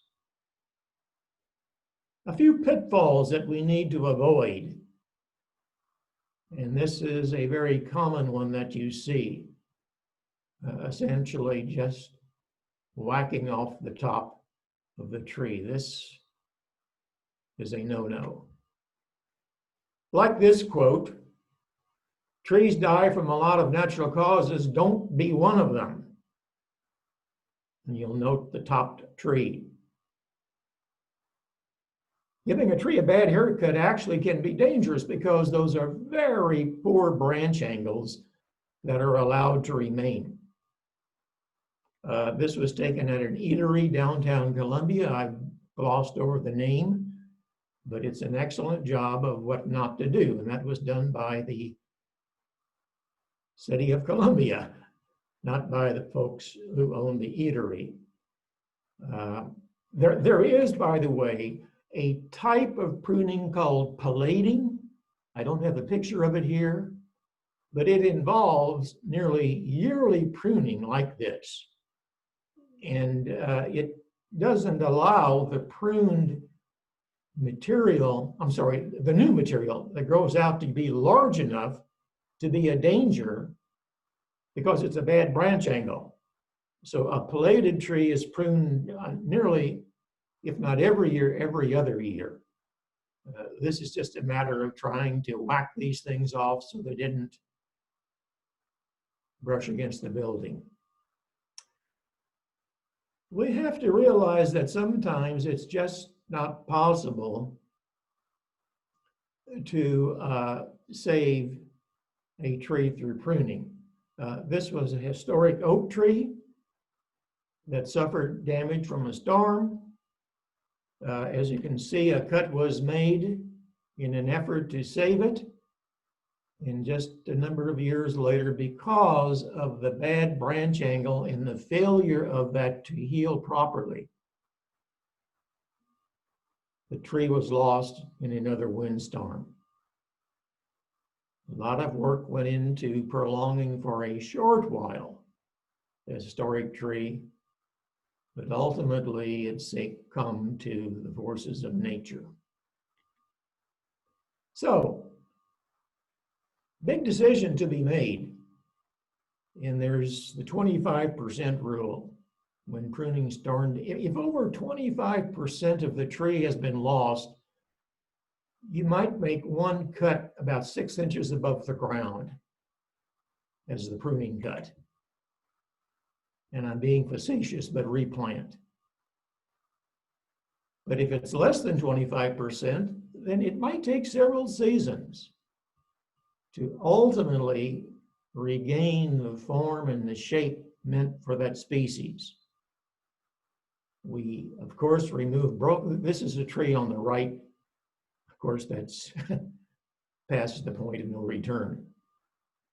But again, removing dead tips to leave the live laterals of remaining branches. Of course, removing broken branches down to the trunk, preserving the branch collars, and again, that stub just large enough to hang a hat on. These kind of decisions are hard to make, but they're most often made following the likes of an ice storm. Could be a windstorm as well, but ice storms are notorious for damaging trees. And well, how much is, well, probably best to start over, or how much do we resist? I want to show you some rescue pruning from the great Easter freeze of 2007. Do you remember that? Shasta Viburnum on campus. Notice on the upper left, the dead wood lost because of that very, very late freeze. Well, it took some pruning to restore. And indeed, a year later, you can see new growth coming out. In a couple of years, you couldn't tell, this was over by the vet school, that there was a great Easter freeze of 2007. Japanese maple, devastated by that late freeze event. And again, looking back at what we talked about earlier, went from warm spring to below freezing overnight. And you can see what it looked like the following year after some rescue pruning, and then starting to come out of it even more in August of that year. Another example, doing rescue pruning following the late winter freeze of 2007. The last module is pruning for specific plants. Again, we have been giving you generalities, and there are certain exceptions to those general rules. Now, again, newly planted trees, as a general rule, we take off some of the lower branches. We remove growth suckers from the bottom, closely spaced plants, poor branch angles, or so forth. And then we try in years to follow to envision, well, how is this tree going to look? How should it look in its maturity? 15, 20 years.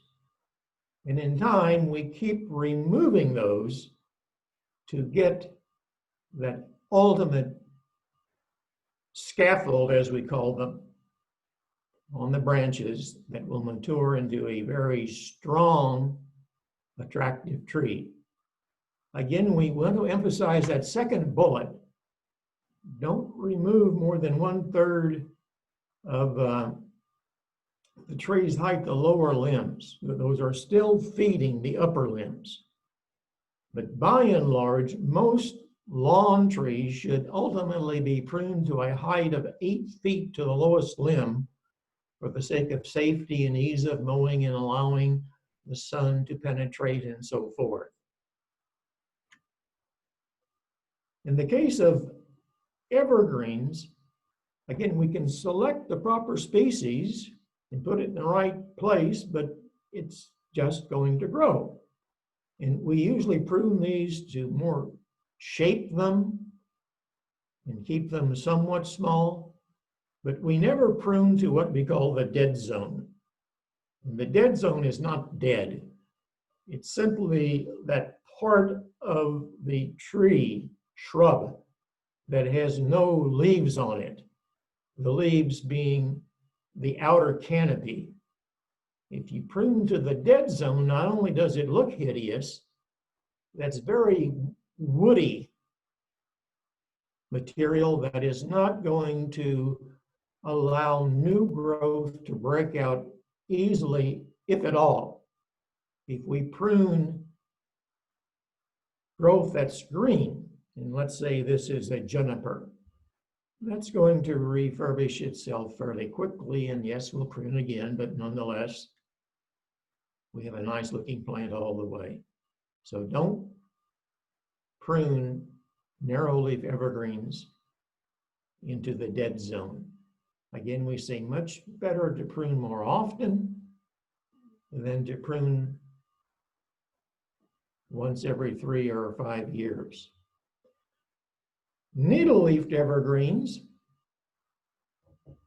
pine on the left, we call that a candle. Spruce, well, again, we call those candles, but we take out a bit more than just the candle. And do you see by allowing, now this isn't a fir tree, this is a spruce tree. Fir trees we probably don't have in Missouri. But do you see by taking on the right those candelabra, we'll call. It's a little bit more than a candle. You're forcing new growth to flush out from behind or the cut. And that will lead to a much nicer and fuller looking spruce tree. Broadleafed evergreens, they need pruning. And depending on if they are in most broadleaf evergreens, we do plant for the flower as well as for the winter effect. You prune after flowering, like this rhodie. And we do, in the case of rhododendrons, there are several ways to do this. Most often we just take off the flower bud. But they're really, we won't go into great detail here because rhododendrons aren't that big or popular flowering shrub in Missouri. But there are 3 different ways you can prune rhodies. Most of us would just take off the spent flower head. Those are the seed pods that you see, causing new buds to form for the following year. Spring flowering shrubs, as we mentioned before, they bloom on previous years or old wood. So you prune the likes of forsythia, lilac, spirea, so forth, after they bloom. And very often, the main type of pruning that we do is to thin them out. That there will be a lot of old wood in the interior of this shrub. Thin it out, might hit it back depending on how big it is, but nonetheless, we do that after it blooms. Doing it late winter, early spring, before it blooms, there you've lost its flowers for the year. So, flowering in the spring, before the flush of growth in the blooms. I'm sorry, after. Wheat growth, lopping shears, maybe hand shears, oldest, we'll call them branches instead of canes. But it's probably a good idea to remove, in the case of a mature, let's say it's a forsythia or a lilac, about a quarter of the interior branches or stems every year. This promotes vigor, additional growth of new branches, which will form nice flower buds. Good example of an overgrown forsythia. You can see the larger diameter crowding, needing thinning. Here is a before and after shot. Look at the size of some of those. We'll call them stems in the before, and most of them have been removed. You'll note that the size wasn't taken down to any great extent. And that's up to the owner. Or that mine, I might not want it quite to the eave of the house, but beauty is in the eye of the beholder, and the owner does what they like. Summer flowering shrubs. And I show you crepe myrtle, which is gaining tremendous popularity in Missouri because of global warming or climate change or whatever you want to call it. Years ago, we didn't worry about pruning crepe myrtle. It froze back to the crown every winter, and all we had were dwarf crepe myrtle. And at that, probably south of Kirksville. Now, with the winters being warmer and maybe the development of a few more cold hardy crepe myrtle, beautiful, beautiful summer flowering shrubs. Their bloom come on new wood, so they should be pruned when they're dormant, anytime during the winter before new growth forms. Same can be said for hibiscus. I'm seeing a lot of beautiful hydrangea paniculata around these days. Again, they bloom on new wood, so we prune them after they do all right in the fall. PG is a cultivar of hydrangea paniculata, and here you see a little bit unwieldy, still kind of attractive, but on the other hand, let's wait until those blooms are manifest, and then the shrub, go dormant, and then we prune it to better establish its form and allow it to produce new wood that'll hopefully be more vigorous and make for a more attractive shrub the following spring. These are what we call crow's feet. Go to the left, I don't think. Can you see that, Trish? No. Can't see my pointer. But nonetheless, a lot of... We can see your pointer. Oh, okay. Coming out from one cut a number of years ago, we need to eliminate some of this so as to make for a more natural shape. Viburnum, again, thinning it out to form a more natural looking plant, invigorating it to give us good. Viburnums bloom, of course, in the spring, so this should be done after it flowers, before new growth forms. We mentioned there are trees that bleed. Maple. We don't plant many birch in Missouri. If you're a vineyard or grape grower, you know that grapes bleed. But they probably should not be planted much after, let's say February or even late January. I think they refer to it as the sap flowing, the sap rising. Once that happens and you prune, you'll get a lot of bleeding, which is an invitation for diseases, insects, so forth, and so on. We showed you that before. Roses. Roses are, well, first of all, America's favorite flower, and we're seeing a renewed interest in roses. Show you two types of pruning: thinning, top, taking out some branches, and height reduction, bottom, taking off just the tips. In certain overgrown shrub roses, we might need to do both the same year.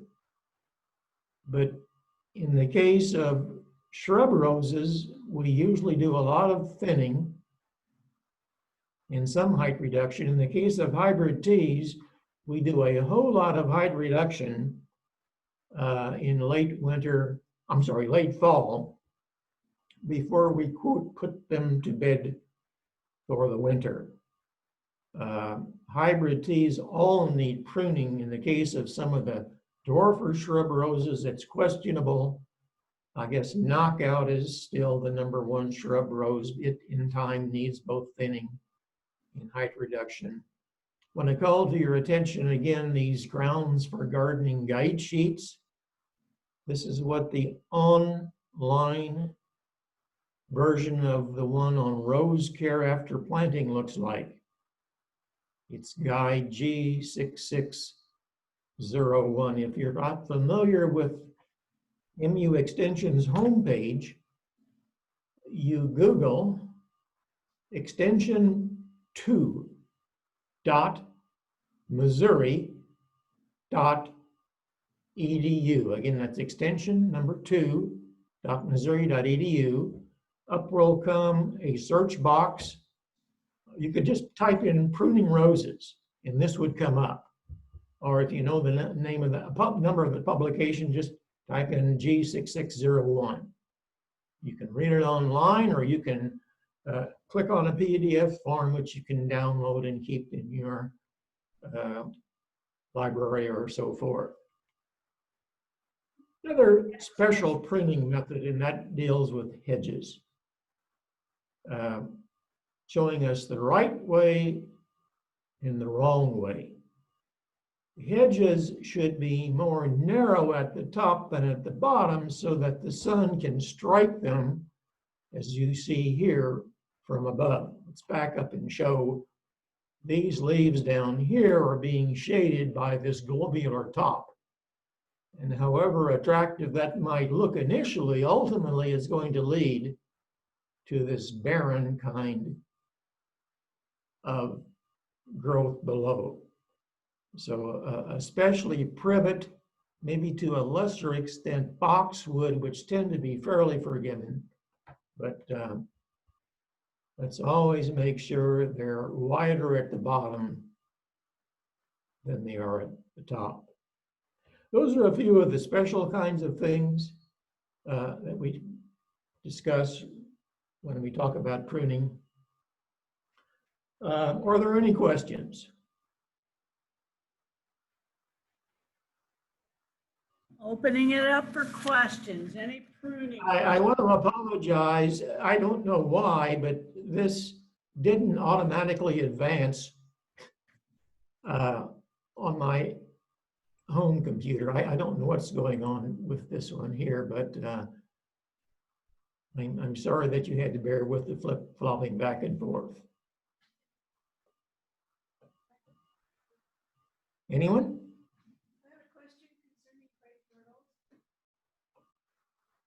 I have a question concerning crepe myrtles. I hear something in the background. Go ahead, Trish. Yeah, we have a question about crepe myrtles. Go ahead, Marina. I was told there was kind of a trick or something special to do about a crepe myrtle. Is there? Is there a Prune it down to the crown, but I don't know. Is there something special you should do with crepe myrtles when you prune them? Of course, crepe myrtles Not are. really. Most often, to reduce height, they're headed back. Now, the good news is that because of plant breeding, there are dwarf, semi-dwarf, and full-size crepe myrtle. I wouldn't plant a full-size crepe myrtle in Missouri. Instead, I'd plant a semi-dwarf Oh, you could plant a dwarf if you want, but the semi-dwarf, some of the more notable ones were bred and introduced by the National Arboretum, and they're named in honor of Native American tribes. Like Hopi is a nice pink one. I think Apache is a red one. You get the idea. But they're intermediate in size and they might need a little bit of hitting back and perhaps some thinning with age. But other than that, they're not that much different from the other summer blooming shrubs. Thinning out whenever they get a bit old and woody in the center of the clump and hitting them back after they bloom, after they go dormant in the fall for height control. That's about it. Yeah, so mine, and MP was saying the same thing. They're too tall and we don't like them that tall. And we wanna, you know, they're basically, I think mine is the tree version. Yeah. And we're kind of frustrated because I have to cut that thing back every year. I'm telling you. How far back is it? Can we just cut it back 1/3? Can we use that rule of thirds? Rule of third would be the best idea. But then you're going to have to probably, depending on how vigorous it is, it sounds like it's really vigorous, do it again. You might try cutting it back a little bit more, knowing that it's going to be a little bit slower coming out and maybe not as floriferous the next year, but you have reduced the height more. I mean, you literally can almost prune them back to the ground and they'll come back out, but it'll take years. And they're just too beautiful a shrub for me to do that. Let's put it that way. All right. I have a question on the hydrangea. Yes. On the hydrangea, I know there's different types. Yes. Yes. I have 3 or 4 different types, but the oak leaf hydrangea grows on dead wood, and so Right. it's to prune it after flowering. But That's correct. Now, sometimes you say when dormant. Well, after flowering, it's not dormant yet. So I'm confused. no. The paniculata is summer flowering. Yes, So prune I that have. dormant. Yeah, Prune I oak. have. The oak leaf. Now, I early, want to and jump it's all- in and warn you, there are new interspecific hybrids that are rebloomers. They bloom both spring and later in the summer. Okay. You're familiar with proven winner branded shrubs. Their City Line series is an interspecific hybrid that blooms both early and then again late. And here again, you kind of caught in betwixt and between. I would wait and prune after the late bloom because you're probably wanting to shape it a bit, thin it a bit, reduce its height a bit. And it should have enough growth over the winter to establish the spring bloom. If you wait and prune it after the spring bloom, there go the summer blooms. And you've lost the reblooming characteristic. And if you watch what goes on the care tag, it will say reblooming. There are some brand names that I don't like. Oh, Everbloom or Forever. It indicates in their name that they bloom more than just once. Okay, so no hydrangea should be trimmed in late spring because you'd be. If it's an oak leaf, yes, that's fine. I would. Oak leaf, Okay. because you want it to put on growth and to put on then old wood for next year's buds. Okay. Thank you very much. You're welcome. Anything else? And let everybody go, Dave. We've got a few left. Okay, well, thank you for the opportunity Well, and I appreciate you. Thank stay you. safe. Stay safe and garden on. How about that for a closing epithet? Garden on. Fly true. Thank you very Bye-bye. much. We will do that. Oh, thank you. You're welcome. September. I said it last Tuesday. Right, and this being in the afternoon.